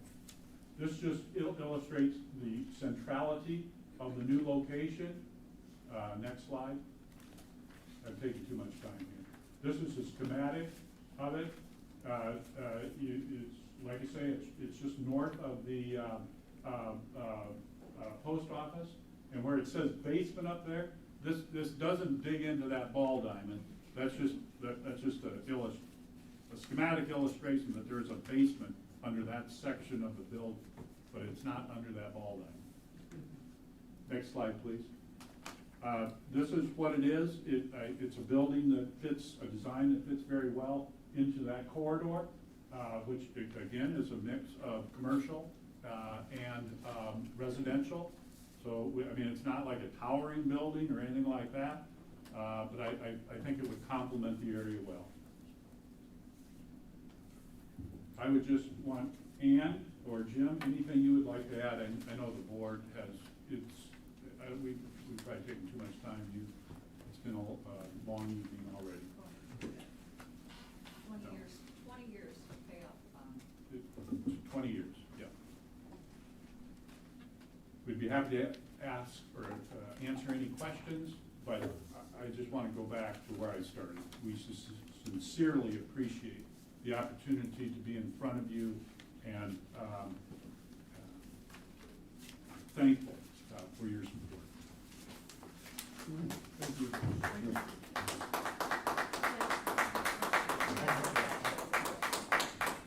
I knew you wouldn't let me get away. No. Always the teacher. Just in the back of my mind, and I was thinking about this previously, will there be a residual force downtown to help with the downtown safety? Because sometimes with the rise in populations and the rise in different things, the downtown area seems to be the most susceptible to different kinds of things. Excellent question. The nature of patrol stays the same. So there is patrol assigned, I don't know how they segment the community, but let's just say there's a downtown segment, there's a north end segment, there's a west end segment, so on. Those patrols will remain the same, okay? So while the starting point changes, the patrol function does not change. So, but to directly answer your question, there will not be a piece of the Bettendorf Police Department staying in the building.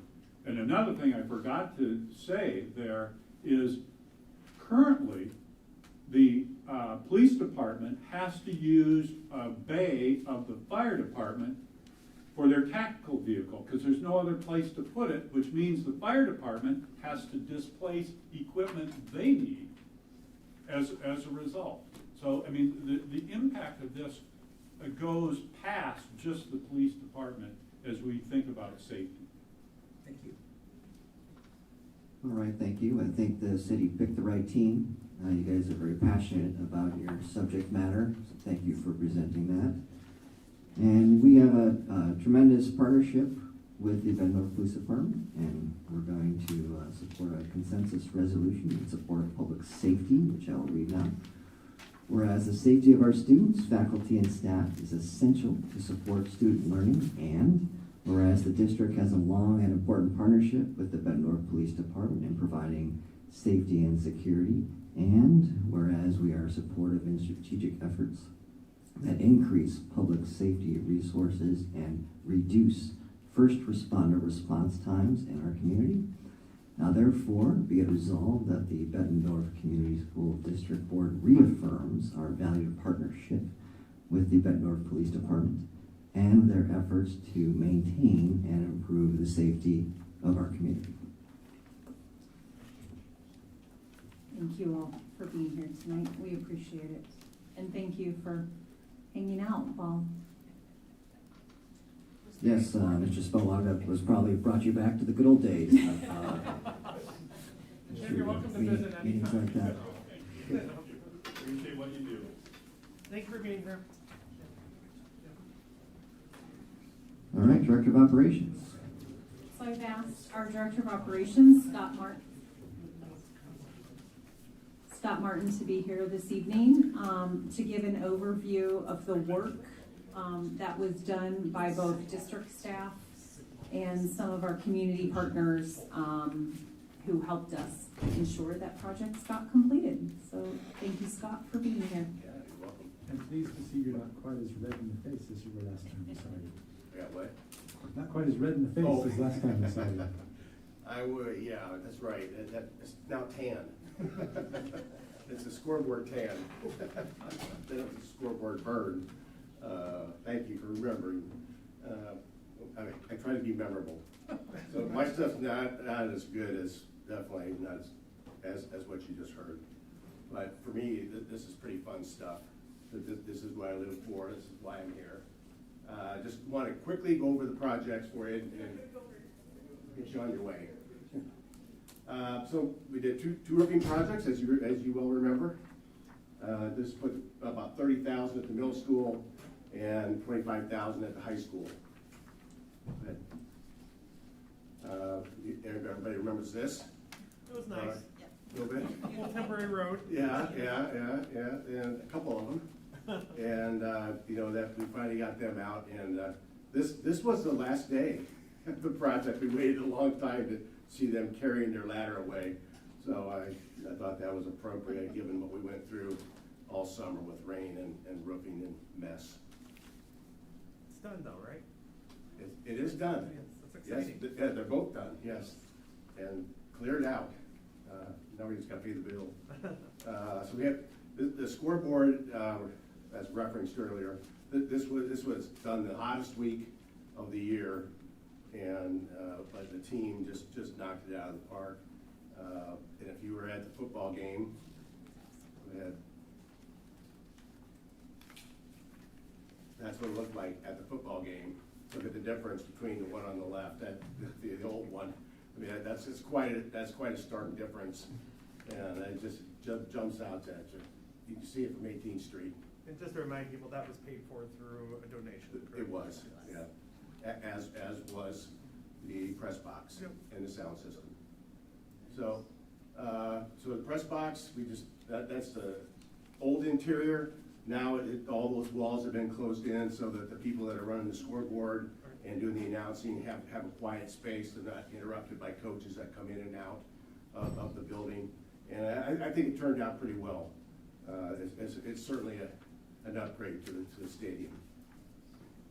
Gym lobby flooring, well, we had a lot of fun with this. You probably remember the only yellow floor.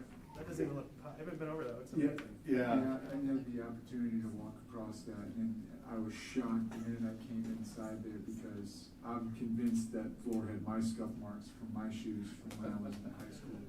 It looks really phenomenal. Well, I think there's still a dent from my head when in 1973. I got thrown on it at the first bi-state tournament. But you can see what it looks like now. It's such an amazing upgrade for those kids.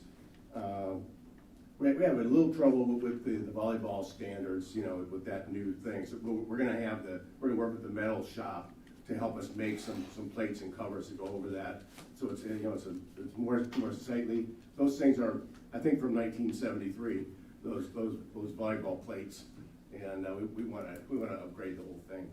But what a difference! I can't wait to see the first people that come through that at the first home event.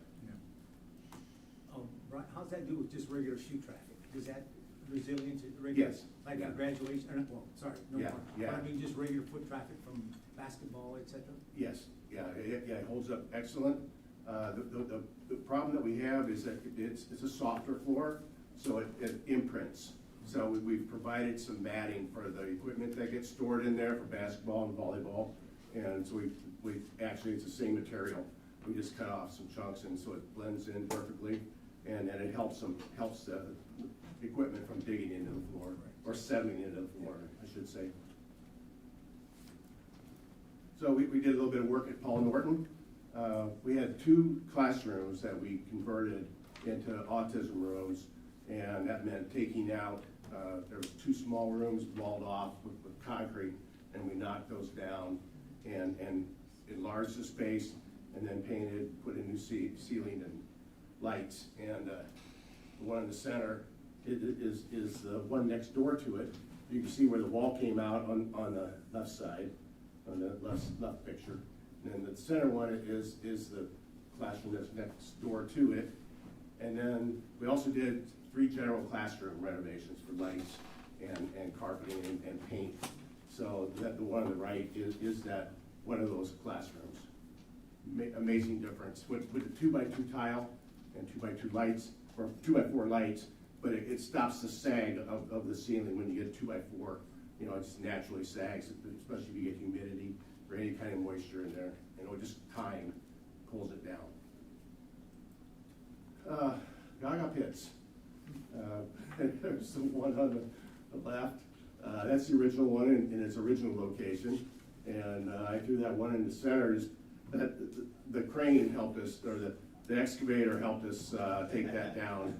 And so it served its purpose well. But we remember the student project, the Boy Scout project, that it's just a tremendous upgrade for the students there. It's right outside the doors of the gym, so it's nice and accessible. High school office. This is kind of near to Officer Salisbury too. I thought he was here. He was. Stepped up. Okay. But so there used to be a small office that walled that off from not just the police resource officer, but the attendants as well. So we took that out, opened it up. They can do more work with less people and better visibility all the way around. We pulled, it wasn't planned, but we pulled out the door that was on the north side of the original enclosure, and we moved that into the police side so that he's able to be engaged directly and not have to go out his door, down the hall, back into the office. So this is a much safer, and it was his idea. So he pitched it, and Dr. Morse said do it. So we did it, and it's going to give him much better access. We did a lot of paving. I don't know if you saw it the last few weeks. The one on the left, we did a lot of crack repair, mostly at the middle school, and a little bit of paving there. You can see on the corner. But I had other pictures where it was like a half a mile of crack fill. We're trying to make those last as long as we can to keep the moisture from getting in the cracks, and get the freeze thaw, which saves us money down the road. The one on the right, yeah, it's Neil Armstrong Playground. That one was in the worst shape, so we went ahead and covered that one, and it's a much better play service for the kids. So phase 0, that's been quite a project already, which we're finished. So there was this shed that was sitting. I don't know if everybody remembers that. There was a shed sitting there, and that was just going to go away. So athletics had they go, what are we going to do with all of our stuff? And I go, well, it's going away, And so when I met the excavator guys there, and I said, hey, what are you going to do with this? He said, we're just going to knock it down and haul it away. I said, what would it cost to pick it up and move it so we could still have it? They said, it's not going to cost you anything. So my team built the trusses inside, so it helped maintain its rigidity while the excavator lifted it up and moved it about 100 feet to the northeast. And that's his final resting position there. So that was a good win for us. Didn't cost us any money, and other than the 2x4s there. And we reuse those. And then, so that's just a general view, of the construction site before the chiller moved. It was all new storm drains that were installed all the way around the perimeter. And that's the center picture. The one on the right that's actually where the new chillers and the transformer is. So that's not a finished grade yet. We have to wait until they actually do the new addition, and then we can go back and finish grade and then fence. We got the fence today, delivered today. So we'll hold it until that's done, and then we'll put that up around the chiller. Otherwise, they're gonna tear it down and then put up another one. So I just didn't want to waste the money. Other projects. So Paul Norton has been real trouble this summer. There's a hydrant line that connects the yellow one and all the way at the end of the building, about another 10 yards on the other side of the building, is a second hydrant. And that line blew twice this summer. We had them come in, they fixed it, and then it blew again in a different spot, but in the same location. So eventually we're going to have to replace that. And if it goes out to the street, we don't know what it's going to entail yet. We'll have to get an engineer and get the city involved and see exactly what we can do with that. But I just wanted to give you a heads up on next year. And what that did on the right side, that's Lake Norton. Anybody ever heard of that? Lake Norton. Every time it rains, there's a lake right in the center of that sidewalk that goes to the neighborhood. You have to make the decision. Do you try to walk around in the mud and find a safe spot or just brave your way through it? Well, you know, if they break their way through it, we have to clean it up on the inside. So I just assumed they walked around, but you know, kids being kids, they enjoy that. That's just another day in the park. But I had a contractor out there today, and we looked at that, and actually what we'd like to do is bring it up to the level of that concrete, and then level it off out to there, and then put a culvert through it so it'll drain, and we won't have that problem. We really exacerbated it because the amount of water that came out of those two pipe breaks, it was so strong that there was a culvert down the other end with a manhole cover. It lifted that manhole cover off, and it was 100 yards away. So that was a lot of pressure, and so hopefully this will help us solve that. But I think it's been needed for a long time. But that will be a project that I'll look at doing next summer, just getting prices right now. I think the school will be appreciative, and the neighborhood. All the parents that walk up Oh.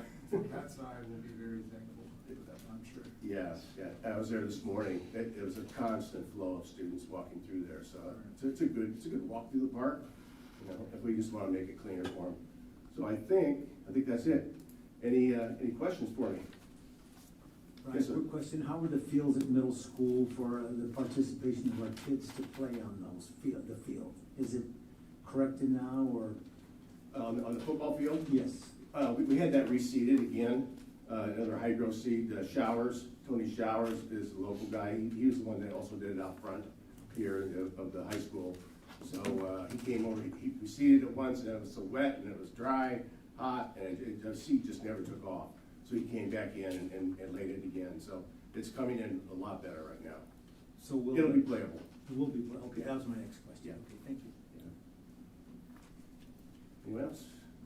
This is great stuff. I don't Can want you everybody. introduce yourself, please, sir?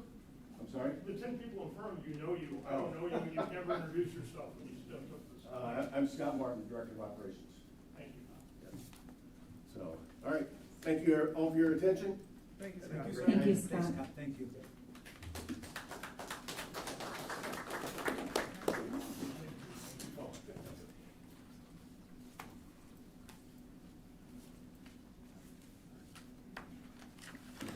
All right, Director of Tech. sure. Next one up. Mr. Ben Reller, thank you for being here and sharing with us just in 8 to 10 weeks what you all pulled off. So, and a little more, I mean, Yes. as it's spilled over to this new school year. To introduce myself, Ben Ruther, Director of Technology. Almost been here a year now. It's been an awesome year. I'm going to first share about my team, but you know, this was the first time in my educational career that I had to work summers, which was actually enjoyed it. It was nice getting stuff done, but it was a busy summer. I knew that summertime is the time when we get things done because that's when all the teachers are gone, and we definitely stayed busy. I'll first share my team because, like Dr. Morris alluded to earlier, it's a small but mighty team. We do a lot, and I couldn't do it without these guys. So our technology department, we kind of have two sides. We have the hardware, software, device support side, instructional software side. I'll just introduce my team here. On the hardware side, on the top left, that's Crystal. She's an amazing tech for all of the elementary. She does all 5 and handles them beautifully. On the top right there, that's Mario, a technician. He's the awesome tech for the high school. Does a great job running the 3 floors all day long. He has a step counter on his watch. Yeah, I can't remember which record it is, but it's pretty high. Bottom left there for that technician is Dalton. He does a great job at the middle school, handling the kids and the adults and the adults there. Does a great job. Bottom right, that's Luke. He is our PAC. He takes care of the equipment there in our events and all that. Does an awesome job. Bottom left on that side, that is our systems administrator, Kevin Salins. Won Dr. Morris's award at the end of last year and definitely deserved that and more. He does an awesome job at keeping our network safe and keeping us up and running. He is, yeah. there's no one else like him. Yeah, does an awesome job. And then on the right side there, you see there's Shelley Seifert. She is kind of like our Swiss Army knife. She handles our break fix insurance, POs, ordering, fills in for techs sometimes. She does a lot for us. On below that is Jen Gallagher. She handles most of our SIS, our Student Information System Infinite Campus, does a lot with our accounts there, Active Directory, Google accounts. Again, couldn't do it without her. And then I kind of exist on both sides there. I get to wear my instructional hat sometimes, which is fun, but then also my other hat, which I also love. So, all right, so moving into this summer, what we started with, we'll go to the next slide here. Hoover Elementary needed some love. If you were in their gym previously, their speakers might have been as old as I am. There's 2 speakers up on the wall, they weren't connected to anything. So that was the only gym that we have in the district that doesn't have a connected audio system. And so worked with a company to update that, and now the teacher has those capabilities just like every other gym in the district. They also had no external speakers, which can be a safety issue if you think about kids on the playground and in the bus lane when the office needs to get a hold of kids and teachers. So we installed 3 external speakers on the corners to increase, so students and teachers could hear the announcements outside. Also the cafeteria, the PA can only go through 2 speakers.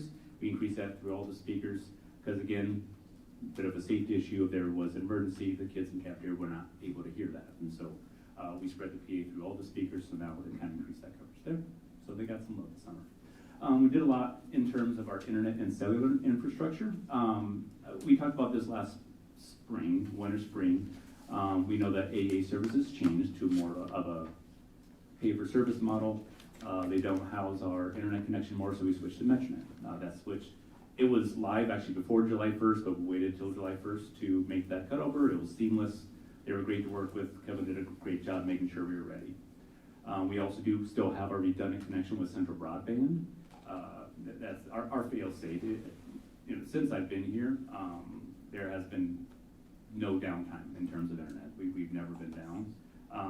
There's nothing that I've done, but we have that redundant thing, redundant connection with Central Broadband and our other connection now, Metronet, which serves as that fail-safe so that we don't have any downtime in our network. It also increases the bandwidth for teachers and students because Central Broadband connection holds our VoIP server, those connections.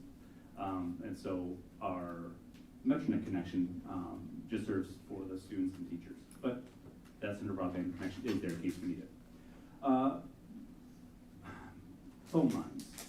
Those rates have been increasing and will continue to increase. They just increased $20 per line in August. They're going to increase $20 again in October. And so I started back in the spring coordinating with Kone to convert our emergency lines and our elevators from phone lines to cellular, which are much cheaper. And so that is being finished within these last 2 weeks. They had to order a part for a high school elevator. So that is almost done. That will save a lot of money for the district.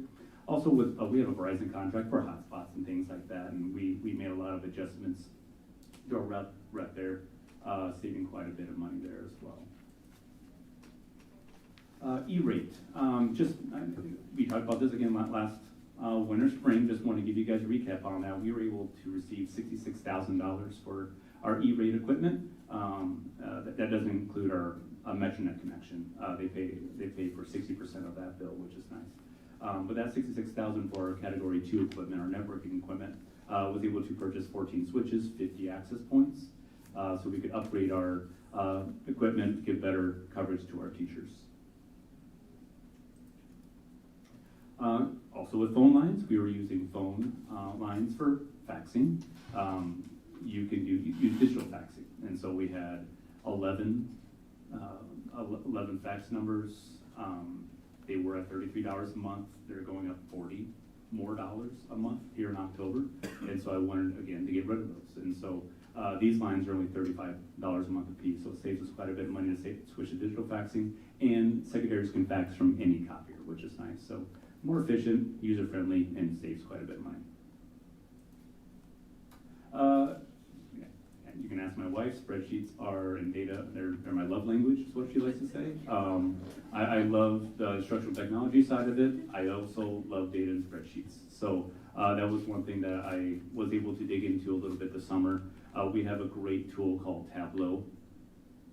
What it does is data from our student information system, Infinite Campus, feeds into Tableau, and we can make some pretty great visualizations there. It's pretty awesome. I know I have some experience with it. It's pretty great. So I have some screenshots here of some that I've made to kind of help staff make more like meaningful database decisions.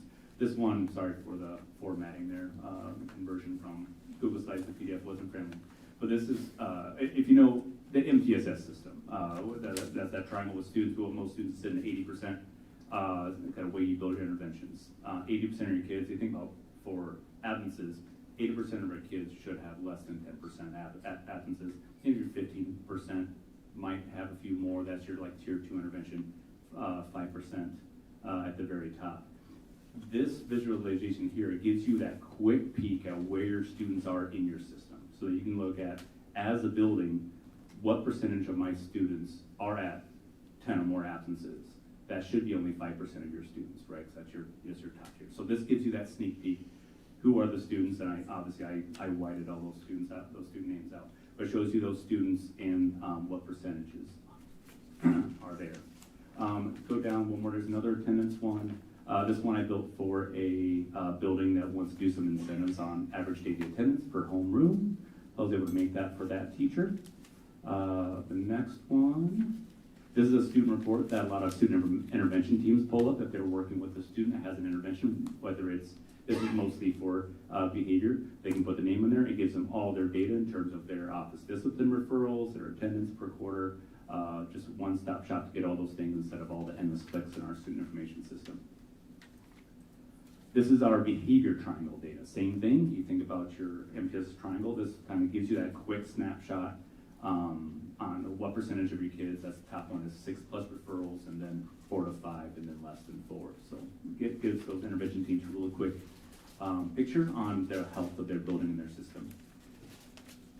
And the last one I have here is this one I just made like last week. I was pretty excited about it. We just adopted Infinite Campus Workflow Suite. We talked about this, I think it was in June or July. I think it was in July that we moved to this module in Infinite Campus. It gives access to this hall pass. What's great about this is that obviously we want our kids in class, and so hall pass gives us the ability to monitor which kids are outside the room, how long they're outside the room, who can't be outside the room together, things like that. This dashboard that I built shows, and you can see the headers there, how many passes are made per room, pass type, meaning like where they're going, what are the pass durations per room, per pass type, which students are using the most passes, and what's their pass duration. So it gives you this dashboard so you can see how much kids are outside the classroom. And you can filter by date and all that kind of thing. So probably great for like middle school, so they can identify students who are using the system. Exactly. Getting multiple passes per day. Exactly. Now within hall pass, you can limit those things. So like this class can only have certain amount. But yeah, this gives you can search for a student. It'll show you how many passes total they have. You can do dates as well. Where are they going? How long are they staying outside the classroom? They're using it a lot also for their student services, so they can track how long students are utilizing that service as they build their interventions. So before he goes on, he's selling himself short, as he often does. The work to make those happen, what you're seeing up there, the behind the scenes, is tremendous. It takes a lot of time. It's way above the majority of ours. So kudos to him, because right now he's the only one that can do it in our district, and he's like the unicorn, as Dr. Morris always said, because the administrators go on and on about how much he's able to put into this Tableau to get them the data they need instantaneously. And he's not one to take all of that credit, but I want to be sure that everybody recognizes there's a lot that goes into what looks like a simple graph, a lot of hours on the back end to make that happen, and they absolutely appreciate it and love it. Amazing to be able to get that data out. Thank you. Then, when the student has a pass and leaves and comes back, then the teacher has to enter that data on a computer, or how is that entered? And So this actually shows up. There's two ways to do it. A teacher can start a pass for a student when they leave and just starts a timer. When they get back, they just push end. And so it just calculates that automatically. I mean, there's some math going on in the background that does that, because there's an end time, start time, all that. The way middle school is doing that is the students start their own pass through Infinite Campus. They request a pass, they put in the code if it's approved, and when they get back, they end the pass. And so, I mean, it's all monitored by teachers and all that, and students can only have a certain amount of passes, and only a certain amount of kids can go to this specific bathroom. And so, let's say there's only 2 kids in this bathroom, they requested to go there, and there's maximum of 2, and he's asking to go there, he can't. So it stopped. It keeps those kind of things from happening, which is really nice. Very fancy. Yeah, it's great. Teachers? Our PBIS teams, building leadership teams, our MTSS teams that do tier 2 and tier 3 interventions can also look at trends in data. If there's a student that is always requesting to leave a particular classroom, then their counselor can follow up and figure out, how do we support that student better to stay in class, because it more than likely could be an avoidance piece or something's going on that we need to. So the data is, it's just tremendous. Gives teachers the ability to just maybe see trends that they wouldn't otherwise get to see. Yeah, a lot of times when you see that data within like Infinite Campus, you see just one piece of it, and Tableau kind of gives you that full picture, which is really nice. Our equipment refresh cycle for this year, we completed, this was started before I got here. There's a multi-year long project to switch over from desktops for teachers to laptop stations with docking stations with a monitor. So our final push was for Hoover and Mark Twain this year for elementary, and also the bulk of teachers at middle school and high school. And so our technicians, we received image, which means we put our operating system, all our settings and all of that onto 135 laptops this summer. That's on top of all the other things they were doing. Shelly, our Swiss Army knife helped a lot.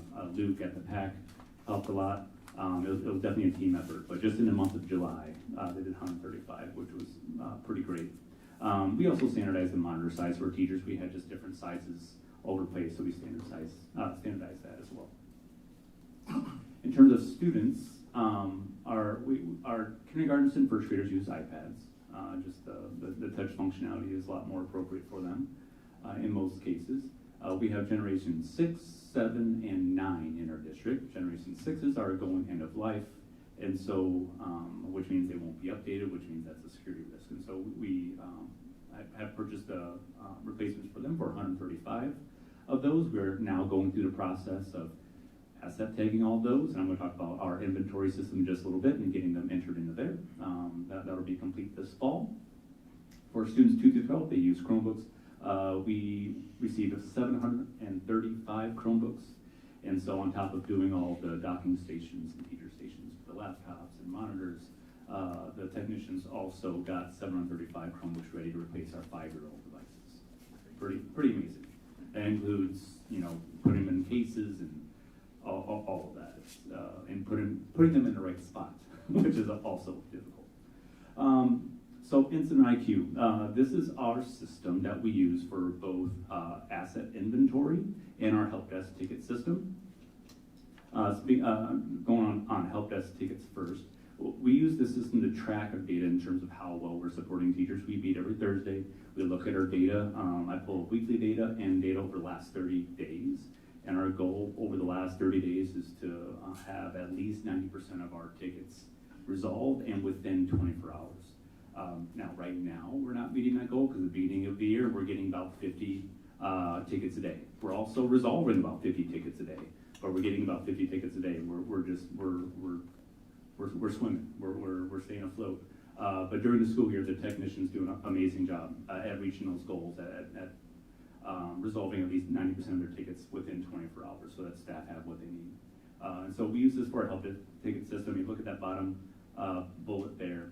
We switched our teachers from sending a help desk ticket email to using the actual program, which is really beneficial because now, without getting into too much detail, the exact issues are selected so that it goes to who needs it. So if it's a campus issue, that goes straight to Jen, so she can fix that immediately. If it's a fob, it goes straight to me and Kevin, so we can fix it immediately. Yes. This is kind of an in the weeds question, so I apologize in advance. I love getting in the weeds, it's all good. Teachers send the request directly to the IT. They don't have to go through building librarians or a single building That's touch right. point. Okay, thank you. Yes, Yeah. but poor Ben, when he arrived, almost a year ago, and he hasn't left. We had had many conversations, and there was some hesitation to say, do we roll this out to staff? And so we worked through it, setting it up, and the test was, could the superintendent figure it out? Well, because I am probably the most technologically inept in the system, I did it within about 30 seconds, and it literally saves teachers' time, it saves other building members' time, and it routes straight to the person who will troubleshoot what that ticket is all about. And so that response time is incredibly short. Yeah. I don't think we're done with that slide, Celeste, sorry. Yeah, and Ben has taken this system and just totally transformed how we do business in terms of creating just efficient systems that are user-friendly for staff at all levels. He's going to share a couple other things that we've implemented over the last year as well. Yeah, that first below, I was really excited about Dr. Morris, and this is in my previous role as well. I was was in this process, and I had I'm motivated to get this done. Dr. Morris had asked me to, and so I worked really hard with this Incident IQ system to make it so when we get a new staff, we make sure that they have what they need in a timely fashion. So when a new ticket is created for new staff, we have then a bunch of other tickets to make sure they have their accounts they need, fobs they need to get their devices. All of that is created automatically. Same with leaving staff. If a staff member leaves, there's a bunch of tickets created, so we make sure are their accounts turned off, fob access, fob collected, devices collected. When staff changes, do they get moved to the new bulletin board for all that?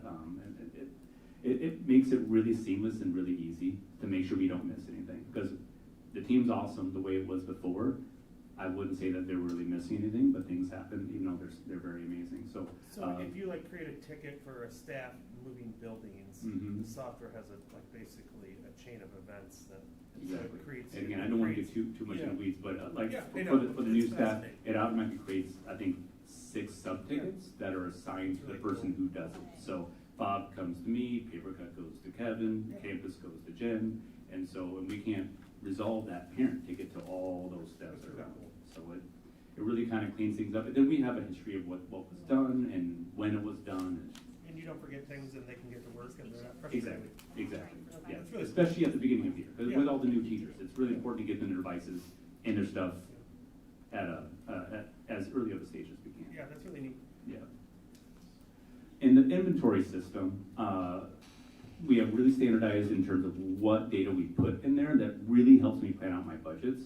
There's fields in Instant IQ for purchase date, deployment date, expected lifetime, and most of those are being used when I got here. We have standardized in terms of what are all the fields that we enter for all assets. And this really enables me so that I can look and see what desktops or what laptops were purchased 5 years ago that I need or 3 years ago that I need to plan for to replace on a 5-year cycle. So that asset piece has been very handy. And before we leave this slide, one of the new projects that they're working on, because I can't leave well enough alone, is Ben and Scott are working. Incident IQ has, for lack of a better word, an add-on to it that can do some similar workflow types of things for the operations side of the house, where teachers could submit, or building secretaries or building principals through the system could submit the need for a work order instead of emails or telling my building secretary that, the lights are out or the door handle is broken, and then it would, they're still exploring before we finalize things, but then hopefully it would route very similarly to the individual, gives us data. Are we understaffed? Do we need more help? And just really, so our poor operations team, who is amazing as well, but often dual as bus drivers, we can help streamline their work. Because the one thing about our tech department and our operations department is they don't ever tell anybody no. And so often they may enter a building to, let's say they're going to go work on the HVAC system, but 4 people stop them between the front door and when they get to where they're going, and there's 4 new things that they've done along the way. And there's nothing wrong with that, but how do we help them feel like they've accomplished something at the end of the day and not run around? We want to just help people create efficiency so they're not as harried and stressed. So Ben Ben and Scott are working on that right now.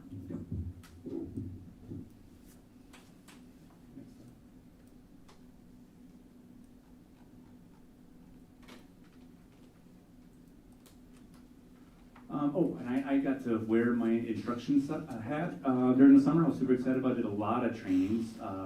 All the staff, me and Ron and Nelson, kind of did a little rodeo around all the elementaries for a couple days where we kind of rotated. It was a lot of fun. I trained the elementary staff on Securely, which is our software that we use to manage student Chromebooks, make sure that they're accessing the resources they are supposed to access. Secondary staff were trained, because they needed that tool very badly, so they were trained first last year. Elementary got their chance this year. I've already seen a huge uptick in usage, which is great, just to make sure students are on that academic resource they're supposed to be on. So it's been great. That was a lot of fun. And I assume Securely will run, I assume Securely will run some of that data for you too. Does it keep your data like? Yeah, I have the data a little bit more for it, but it does, yes. Because the system we use does, and Yeah. that's been really interesting to see if a teacher, I mean, they can see how many times a kid is Exactly, yes. on this, and are they doing what they're supposed to be doing, and you can Yeah, actually have that. that kind of data does give, it's really nice, yeah. All right, and just, I'm gonna recap, just what some goals I have for this year, as we start the new school year here. Obviously, continuing to use Tableau. Tableau has been a tool that's been in the district for a couple years, but hasn't been utilized as much as it probably should have, for no fault of anybody. So I'm just, my goal is to continue to use that to support building teams, to give them the data they need to make decisions, database decisions for their students. Instant IQ, we've done a lot to streamline and optimize, but there's still more work, and I'm gonna be working with Scott with the facilities module with that.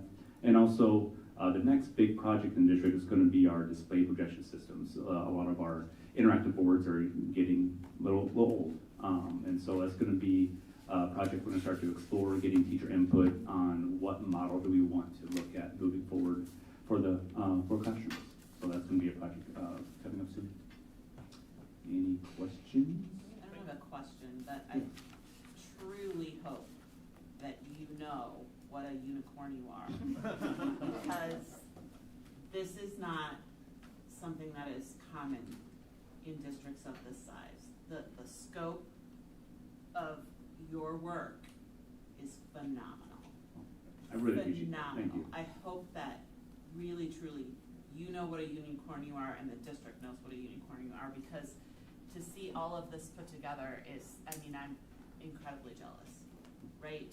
To have you be able to do all of those things, from, you know, you put a ticket in for a new teacher and it does all those things, that's awesome. But the other things that you're able to do, the data that you're able to pull, just the way you think, you can just see it in this presentation that you're truly thinking about all technology, and that's amazing. And you're putting it all together, and you're having the people work in the most effective ways. Your response time, incredibly jealous. Like with that size team, I know I want with that size team. Having response times even close to that is like blows me away. They do an amazing job. Your team is amazing, and it's obvious that your leadership is a huge part of that. I appreciate that. I'm gonna go home and show my wife this YouTube video. make sure she hears that. So I appreciate you speaking in the mic. I appreciate that. All right. Thanks, everybody. I appreciate it. Thank you for being here. Thank you. Thank you. All right, do we have a motion on July financials? I move we approve the July 2025 financials as presented. And second that. All right, we'll pause for some discussion. Mr. Reedy, Hi, thank you good for evening. joining us. Hi, how are you? Good, how are you? Tyler Reedy, Executive Director of Finance. Just some quick things for July. It's pretty boring, nothing to highlight. Normal July, I guess. That's the best report ever. Succinct and to the point, that's what we're here for. Do you guys have any questions? Just one quick question. First statement on the notes. Yes. Tyler, the general fund revenues were down 55.87% over the same period last year, and I know there's got to be a simple answer. Yes, the state sent us money last year. They didn't send us money this year. Last year was an anomaly. Okay, that's a short, simple answer. Thank you. All right. Thank you very much. Appreciate it. All right, Thank you, Tom. roll call, please. Director Larkin? Yes. Director Lynch? Yes. Director McGivern? Yes. Director Smith-Pace? Yes. Director Smithson? Yes. Director Castro? Yes. Director Champion? Yes. Motion carried 7-0. Get it. All right, 505, first read of policies, any discussion?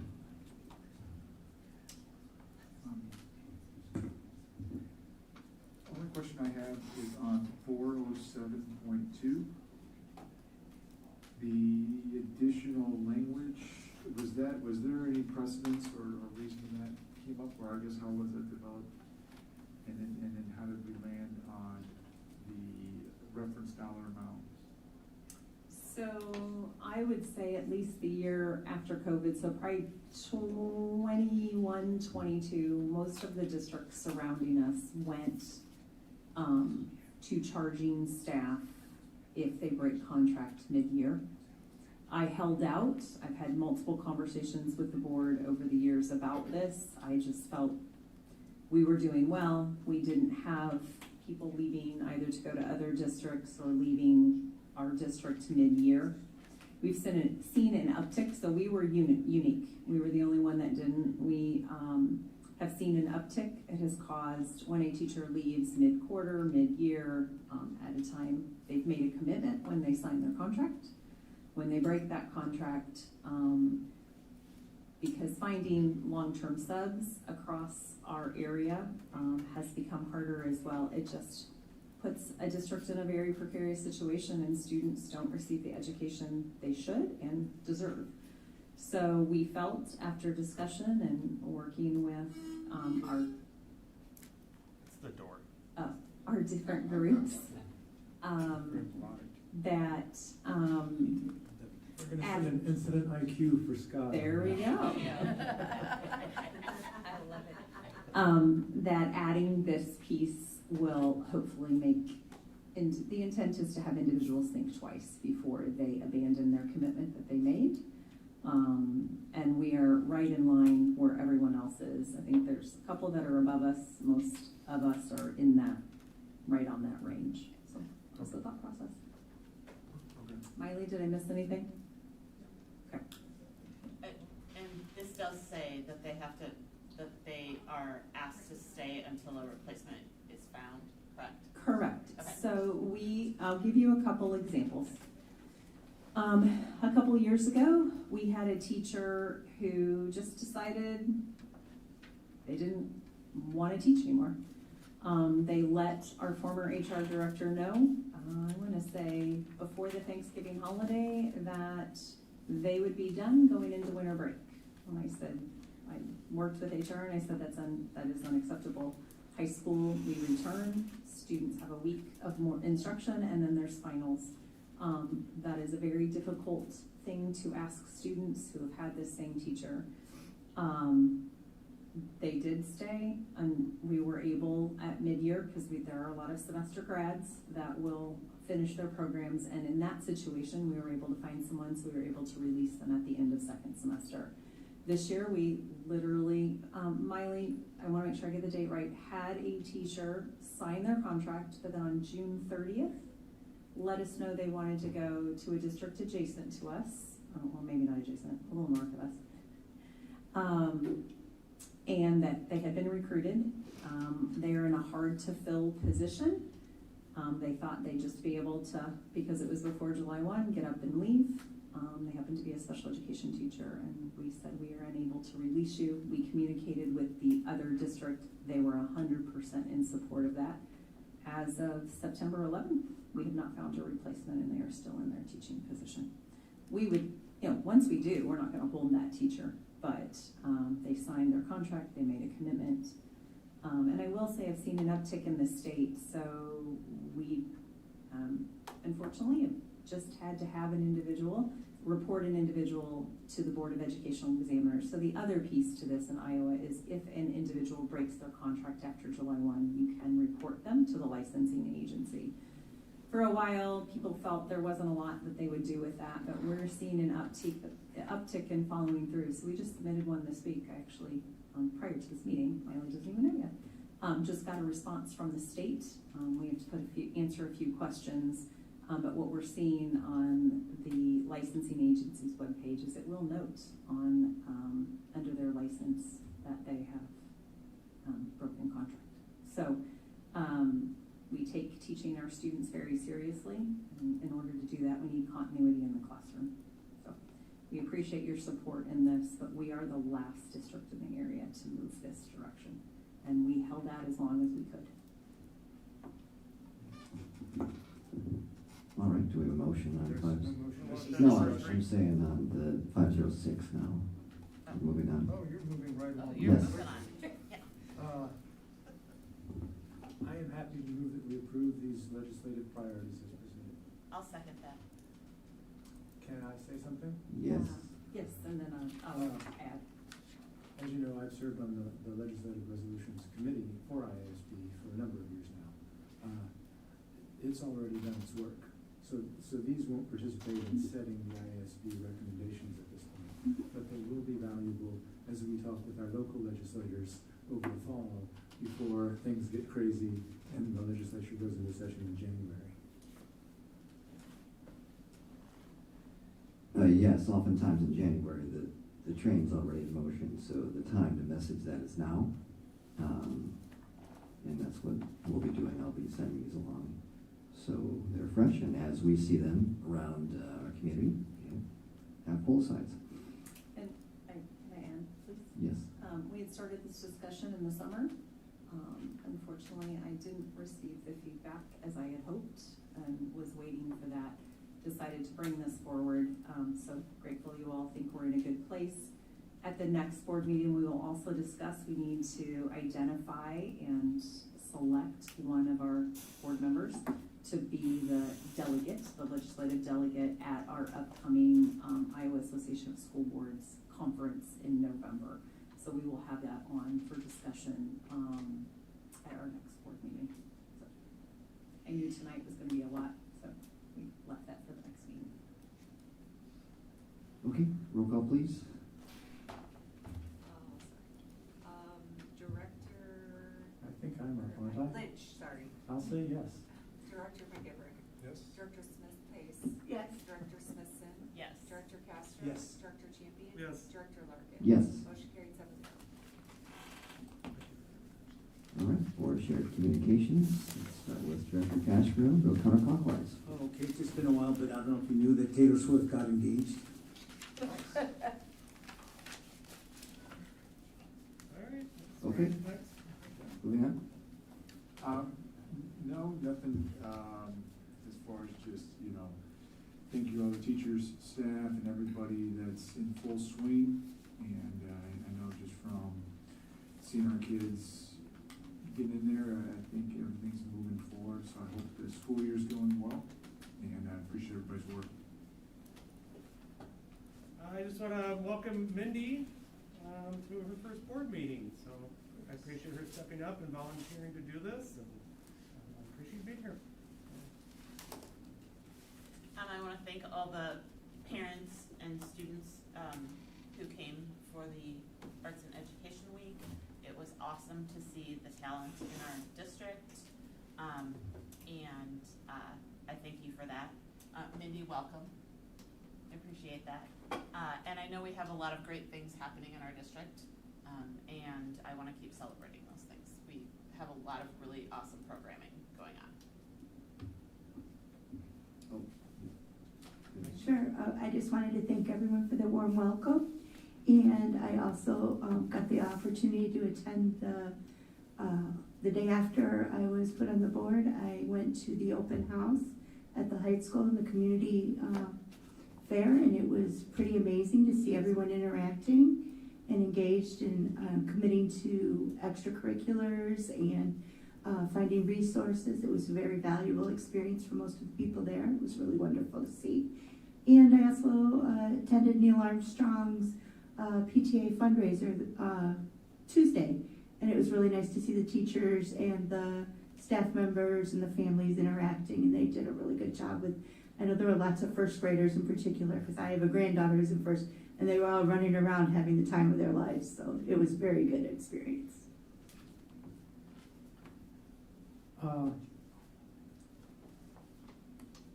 This is intended to be meeting reflection as well as communication. First of all, welcome. Second of all, if you don't feel like you're drowning, you need a reality check. It is okay to ask questions. Even the simple sort of, I feel like an idiot, are good questions. So don't be shy. Thank you. As I listened to the various presentations today and was reminded about how busy this district that apparently is off duty during the summer has been, it is, what strikes me is how much we have going on and how much we seem to be going in a positive direction. Both of the presentations tonight were strong, and I appreciate them very much. So thank you both. Yes, good that the school year is rolling along. We heard a lot of good commentary tonight, multiple passions on different sides of different topics that came to us. Just to our community at large, I want to instill some confidence. We have one of the best, if not the best in the state, high school leadership team. I'd put our principal up against any other high school principal in the state. We're lucky to have her. We're glad she's here. I don't tell her that often enough. And the vetting, the consideration, the thought process, the students are always put first. And the students' needs and the value is always on the top of their mind. And the 12-hour day is normal for them. If it's a home game, that gets pushed up to 18 hours. And so there was tremendous vested interest in the outcomes of our children. And then a piece of advice, that bias on what I would call entrenchment, all right? That as the freight train gets going on whatever project it is, that as new information becomes available, to keep an open mind and discuss with your teams and supervisors if adjustments need to be made along the way. And so it's incumbent to recognize that bias in any big organization teams and be aware that it is real and be open to new information. So I'm going to close there. And upcoming calendar items. Okay, see everyone back So here. moved. 2 weeks. Motion to adjourn? So moved.